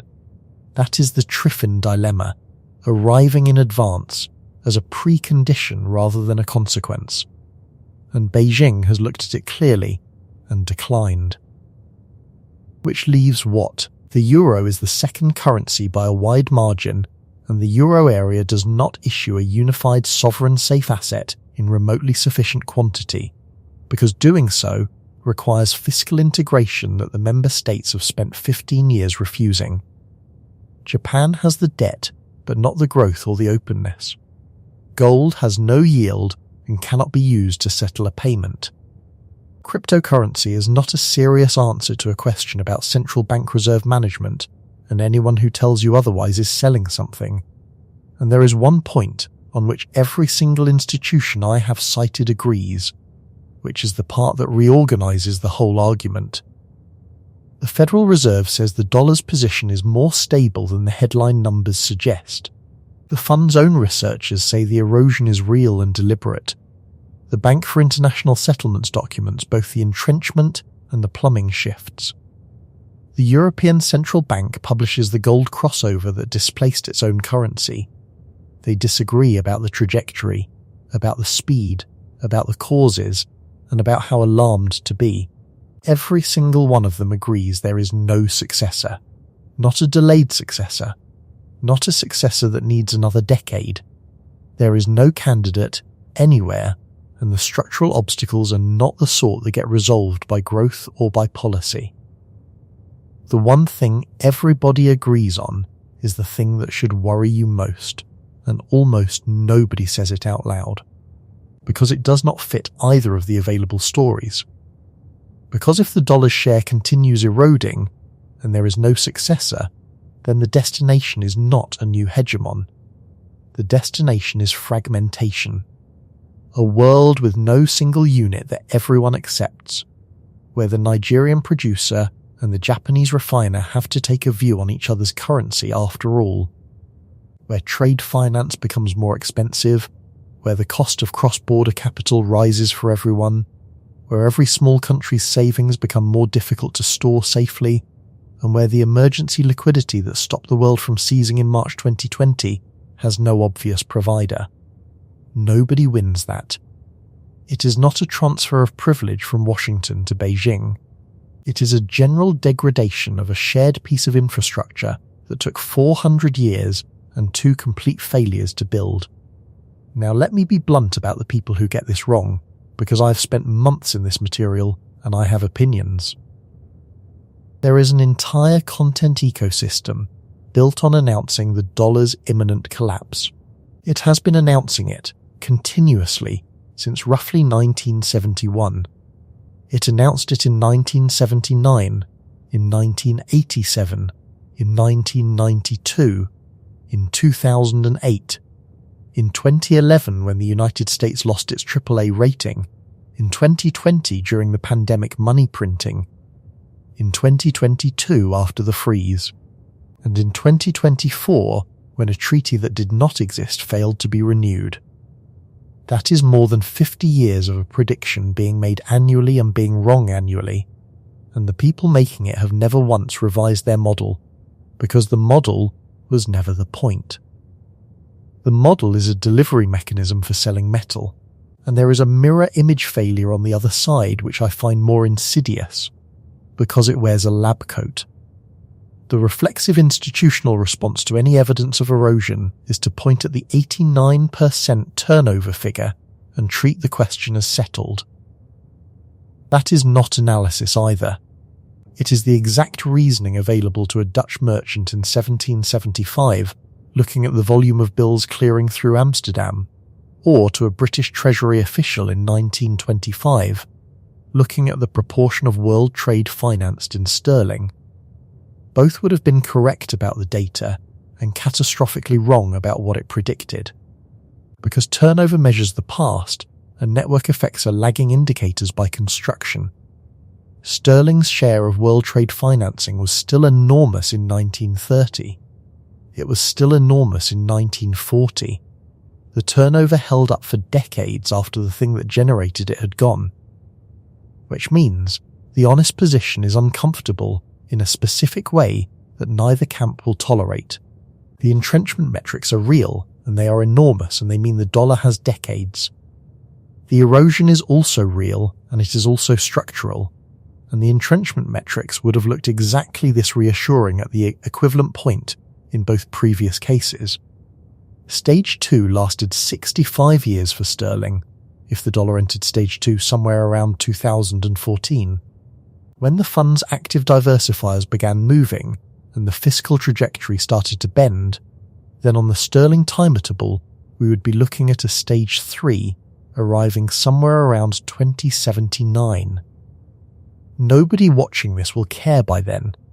That is precisely why this is difficult, and why almost everyone chooses one of the two comfortable stories instead. But there is a problem with the sterling timetable, and it is not a small one. Sterling had somewhere to go. There was a functioning alternative sitting in New York with a deep bond market, a stable legal system, and an explicit institutional project to take over. The transition was slow, partly because transitions are slow, and partly because there was somewhere for the water to drain. There is nowhere for it to drain now. I do not know what a Stage 3 looks like when there is no successor. Neither does anyone else. It has never happened. Here is the discipline I want to impose on the rest of this, and it is the thing that separates a claim from a feeling. In both documented cases, Stage 3 did not arrive because the trends of Stage 2 continued until they broke something. Stage 2 can run for generations without breaking anything. Stage 3 arrived when an external event tested a function that everybody had assumed still worked, and the function failed in public. For Amsterdam, the test was a war that closed the shipping lanes and asked whether the bank could act as a lender of last resort without lying. It could not. For sterling, the test was a convertibility date written into a loan agreement by a foreign creditor, which asked whether the pound could still be exchanged for dollars on demand. For 35 days, it could. Notice that in both cases the trigger was not the accumulated imbalance. The trigger was a moment of forced demonstration. The system was asked to do the thing it claimed to be able to do, in public, on a specific date, and the answer was recorded. Therefore, what we are looking for now is not a trend line. Trend lines will tell you nothing about timing, and everyone who has tried to time this from trend lines has been wrong for 50 years. What we are looking for is a failure of function under test. There are 3 of them, they are all measurable, they are all published, and you can check them yourself. The first is the safe asset reflex. Since roughly 1945, the global financial system has had one automatic behavior that everything else is built on. When something frightening happens anywhere in the world, money moves into United States Treasury securities and into the dollar. Simultaneously, bond prices up, yields down, dollar up. It happens in wars, in crashes, in pandemics, in coups. It has happened during crises caused by the United States itself, which is the genuinely remarkable part. In 2008, when the crisis originated in American mortgage securities, sold by American banks, rated by American agencies, the world responded by buying American government debt and American currency. That reflex is what a reserve currency actually is. Everything else is commentary. It has now flickered 3 times. March 2020 was the first. As the pandemic hit, there was a period of several days during which treasuries were being sold rather than bought, as institutions liquidated the most liquid thing they owned in order to raise cash. The Federal Reserve intervened at a scale and speed without precedent, buying treasuries at a rate of tens of billions of dollars a day and reopening the swap lines. It worked, but the mechanism required to make it work was extraordinary, and the market has never fully recovered its pre-pandemic depth. September 2022 was the second, and it happened to sterling, which I find almost unbearably neat. The Truss government's unfunded fiscal package triggered a simultaneous collapse in gilt prices and in the pound. Not one or the other. Both, together, in the same direction, which is the signature of a currency being repriced rather than a market moving. Liability-driven investment strategies used by British pension funds faced collateral calls they could not meet, and the Bank of England had to intervene directly in the gilt market to prevent what its own officials later described as a self-reinforcing spiral. That is what it looks like when a country that used to be a reserve issuer gets tested. It took 4 days. The third was April 2025, and this one is the reason I started researching this in the first place. On the 2nd of April 2025, the American administration announced a sweeping tariff program. What followed over the next week was a market reaction that broke the pattern of the previous 80 years. The dollar fell roughly 4% to a 3-year low. And at the same time, Treasury yields rose. The 10-year yield went from around 4% on the 4th of April to around 4.5% intraday on the 8th of April. The 30-year briefly went above 5%. Both at once. The currency and the bonds sold off together, in response to a shock originating in American policy, which under the old reflex should have produced buying of both. This is documented by the Brookings Institution, by the European Central Bank in its Financial Stability Review, and in multiple analyses published through the Centre for Economic Policy Research. The ECB's analysis found that the statistical relationship between the dollar and what they term the global safe haven factor genuinely changed in that window. Not a rumour. A measured change in a measured relationship. And then it normalised. From May onwards, the correlation reasserted itself. The same analysis that documented the break also found that the scale of the portfolio shifts, while large, was not unprecedented. Which was it?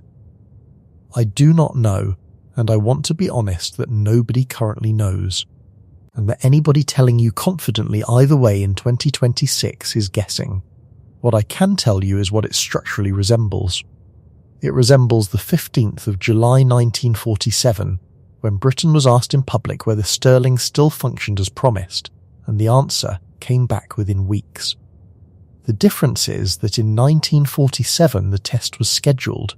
It was a date in a contract. Everyone knew it was coming, and Britain failed it anyway. In April 2025 the test was unscheduled. It lasted about 5 trading days, and the system passed. Watch for the next one. That is the entire recommendation, not the level of any number. The behaviour of the correlation under stress. The second trigger is quieter and I think more important, and it took me a while to find because it is buried in composition rather than in totals. Foreigners hold roughly a third of United States Treasury securities.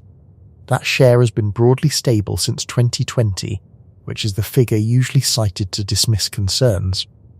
But look at what those foreigners are holding overall. Of all United States securities held by foreign investors, the proportion that are treasuries has fallen from around 35% to around 22% since 2015, and the foreign share of total federal debt fell to about 31% by December 2025, down from something closer to half in the early 2010s.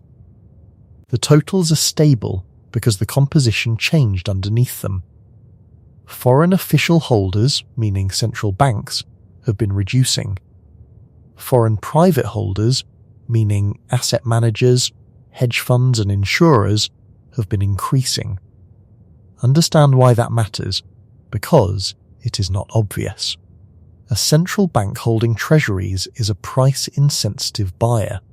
It holds them for institutional reasons that have nothing to do with expected return. It does not sell because the yield moved. It sells only for policy reasons, slowly, with warning. That behaviour is the ballast of the entire market. A leveraged hedge fund running a basis trade between treasury futures and cash treasuries is the opposite of ballast.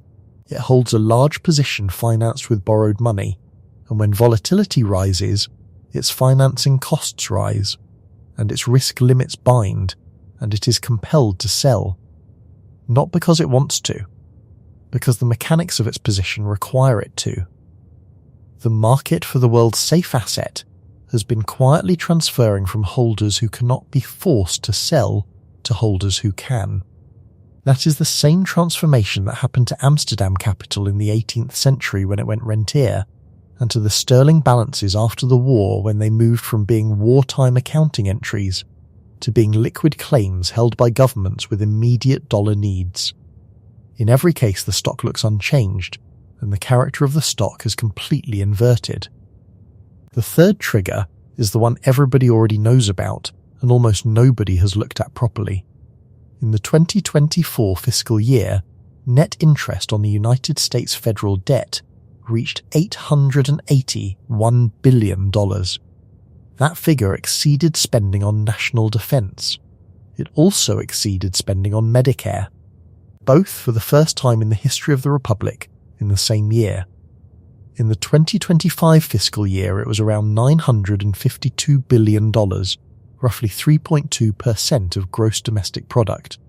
In the 2026 fiscal year, it crosses $1 trillion. The Congressional Budget Office's long-term outlook, published in 2025, projects federal debt held by the public rising from approximately 100% of gross domestic product now to 118% by 2035 and 156% by 2055.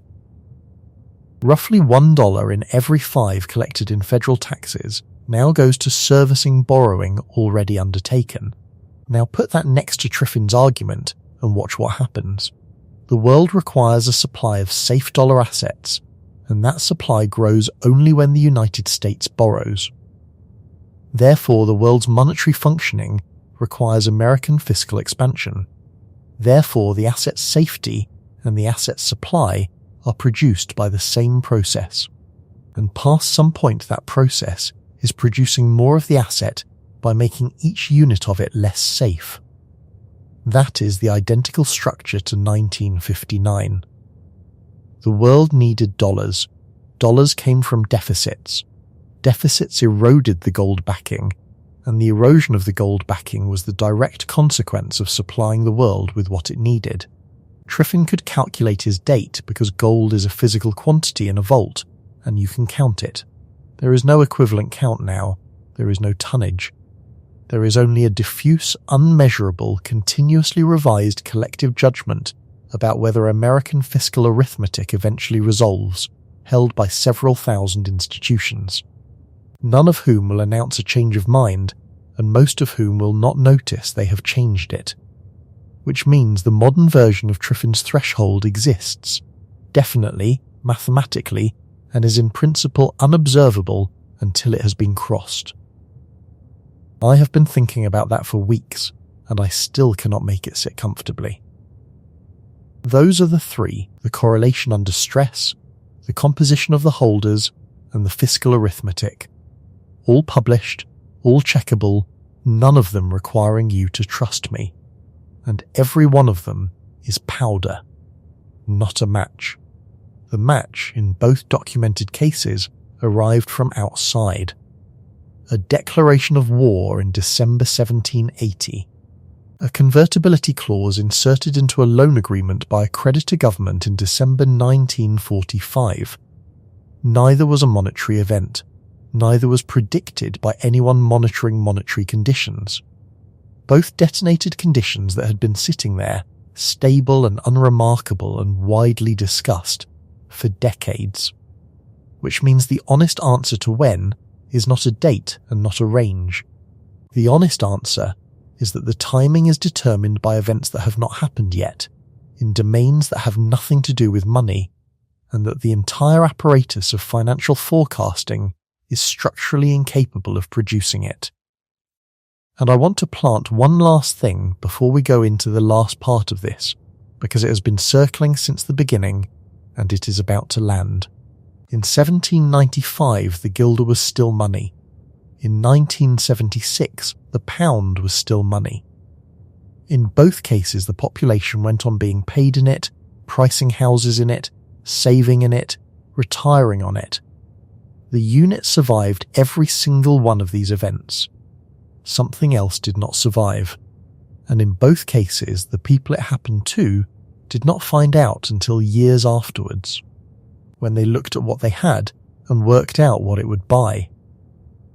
I want to do something concrete now, because this whole subject has a tendency to float, and floating is how it stays comfortable.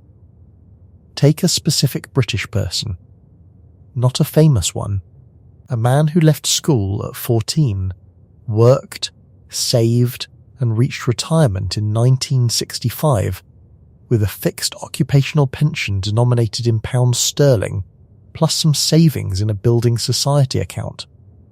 He is, in 1965, comfortable. He is not rich, but he has done what he was told to do. He has been prudent. His country is a permanent member of the United Nations Security Council, holds the second reserve currency in the world, and has just announced the largest program of technological investment in its history. Follow his money. In November 1967, the pound is devalued by 14.3%, and everything imported into Britain becomes more expensive, and the Prime Minister goes on television to explain that the pound in his pocket has not been devalued. Through the 1970s, British inflation runs at rates that had previously been associated with defeated countries. It peaks in 1975 at around 24% in a single year. Not across the decade, in a year. By October 1976, when Denny Healey is turning around at Heathrow, sterling has fallen against the dollar to somewhere around $1.57, from $4.03 in 1949. His fixed pension is still paid, in full, on time, every month, in pounds. Nobody defaulted on him. No institution failed. No bank closed its doors. Every single contractual obligation to this man was honoured in the letter, precisely by a functioning state, with an independent judiciary and a free press. And by 1979 he cannot afford the life the pension was calculated to buy. That is what dies. Not the currency. The currency is fine. The currency is still there in his hand exactly as promised.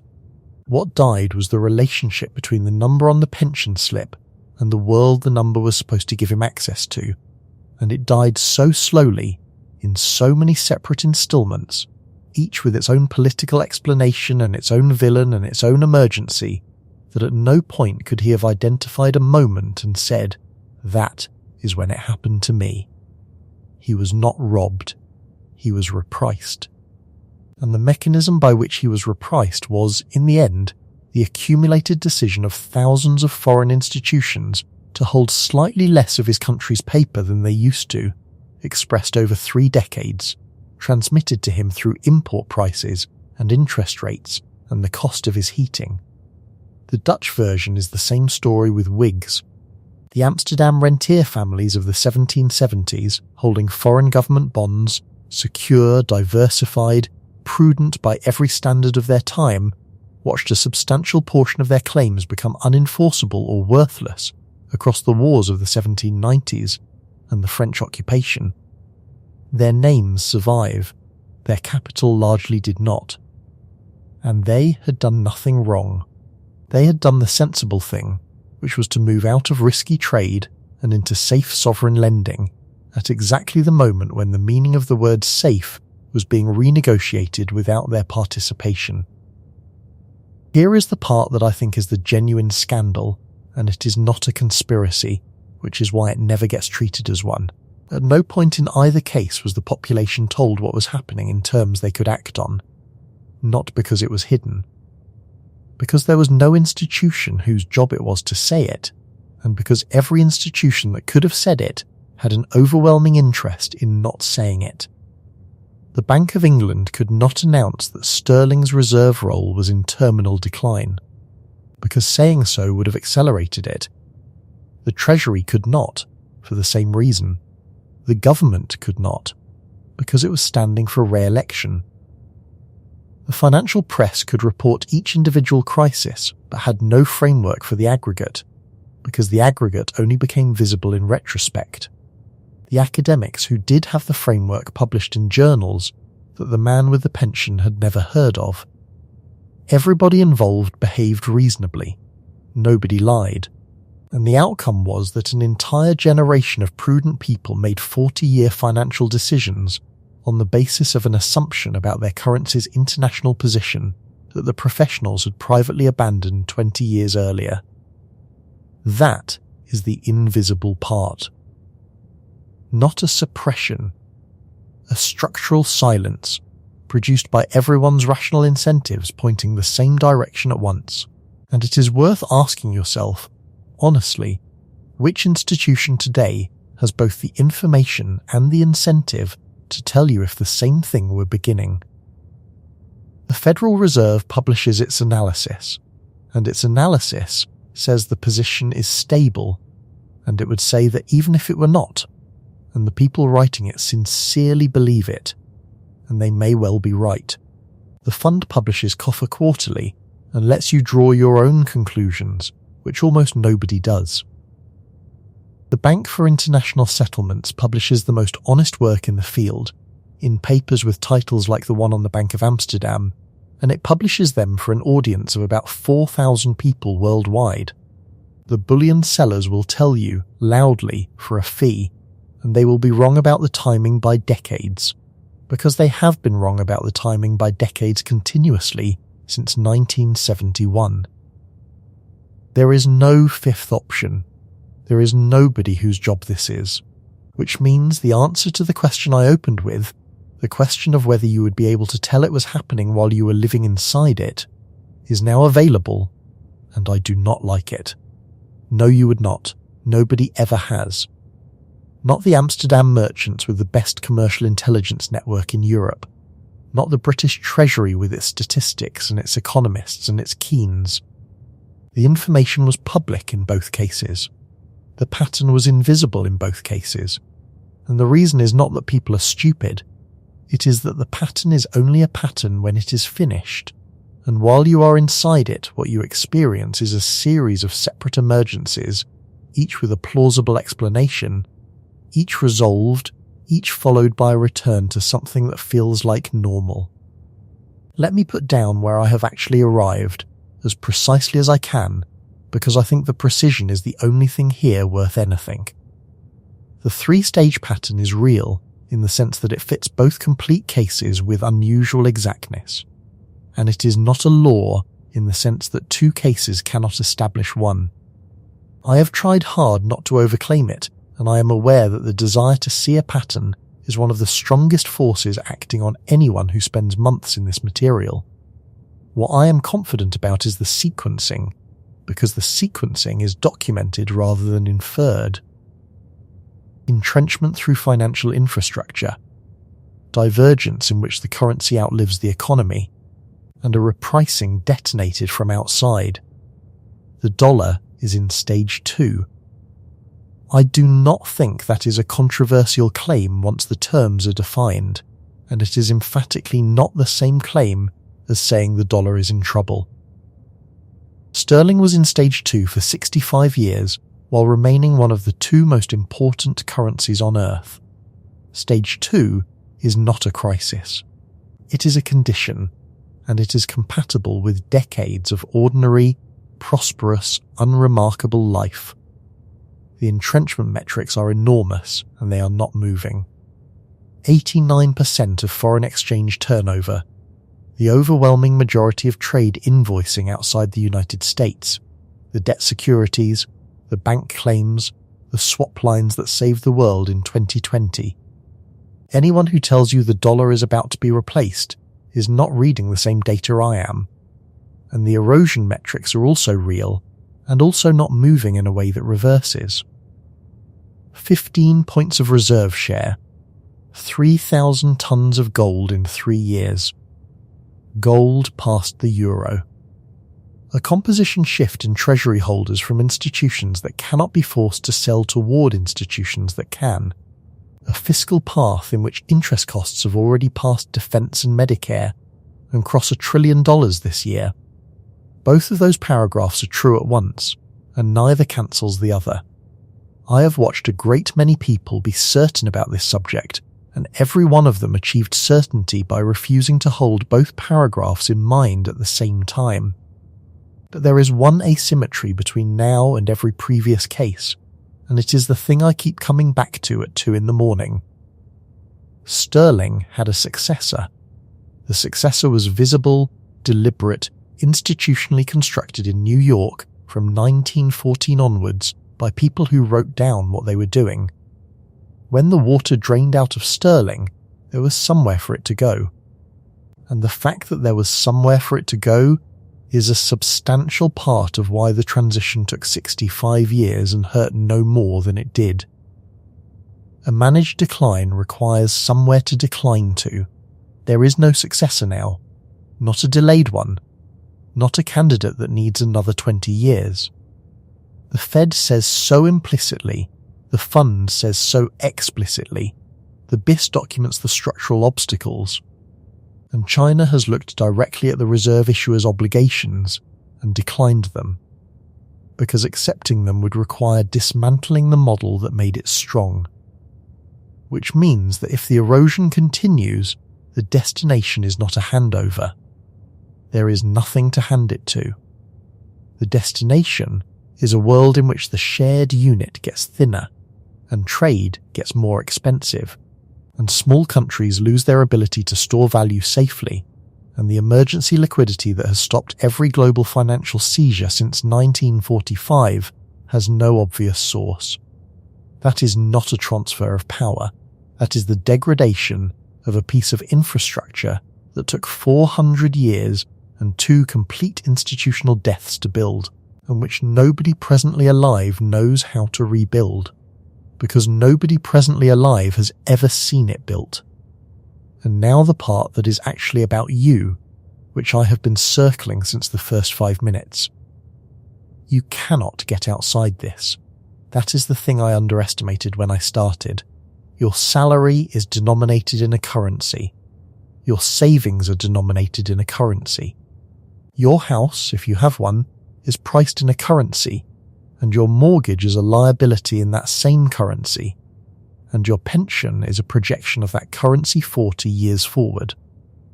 Every hedge available to you is also denominated. Gold is quoted in dollars. Foreign equities are converted through dollars. The safe alternative, whatever you decide it is priced in the unit whose meaning is under negotiation by a process you are not party to, on a timetable determined by events that have not happened. The man with the pension in 1965 was not careless. He did the correct thing according to every piece of advice available to him, from every institution he had any reason to trust, and the advice was correct, and he was still repriced, because the unit in which correctness was measured changed underneath the measurement. That is the vertigo, and I have not found a way out of it, and I have looked. Robert Triffin worked out the shape of this in 1959 and put it in front of the United States Congress with the mechanism specified and the outcome named. He was thanked and set aside. 12 years later, on a Sunday evening in August, a president went on television and confirmed every word of it while describing the confirmation as temporary. Triffin got no vindication that anyone noticed, because by the time he was proved right, the thing he had predicted had already been absorbed into the way the world worked and renamed as ordinary. He went home to Belgium, took back the citizenship he had given up, and spent his last years arguing for a monetary system in which no country's currency carried the world's reserve burden, because he had understood before anyone that the burden destroys whoever accepts it. He died in Ostend on the 23rd of February 1993, 12 months after Maastricht, 6 years before the euro existed, and 33 years before the euro was overtaken by a metal. And the money is still sitting in Brussels. 190 billion euros in a building in a small European country, legally owned by a state that cannot touch it, earning interest that European governments are arguing about how to spend. It has been there for 4 years. It will probably be there for longer. And every reserve manager on earth walks past that fact every morning on the way to a decision about what to hold. They are not panicking. That is what I would most want you to take from this. There is no panic anywhere in this data. What there is instead is a slow, deliberate, professionally executed adjustment by several dozen institutions who have concluded, quietly and without announcement, that an assumption they held for 80 years was never actually true, and who are repositioning accordingly over a period of decades, using instruments that will not show up in the turnover statistics until long after the repositioning is complete. That is what stage 2 looks like from the inside. It looks like nothing. It looks like competent people doing sensible things. The Amsterdam merchants thought they had a liquidity problem at a well-run bank. The British Treasury thought it had a balance of payments problem that the next set of measures would address. In both cases, they were describing what was in front of them accurately, and in both cases the description was useless, because the thing that was happening did not have a name yet, and would not acquire one until the people using the name were historians.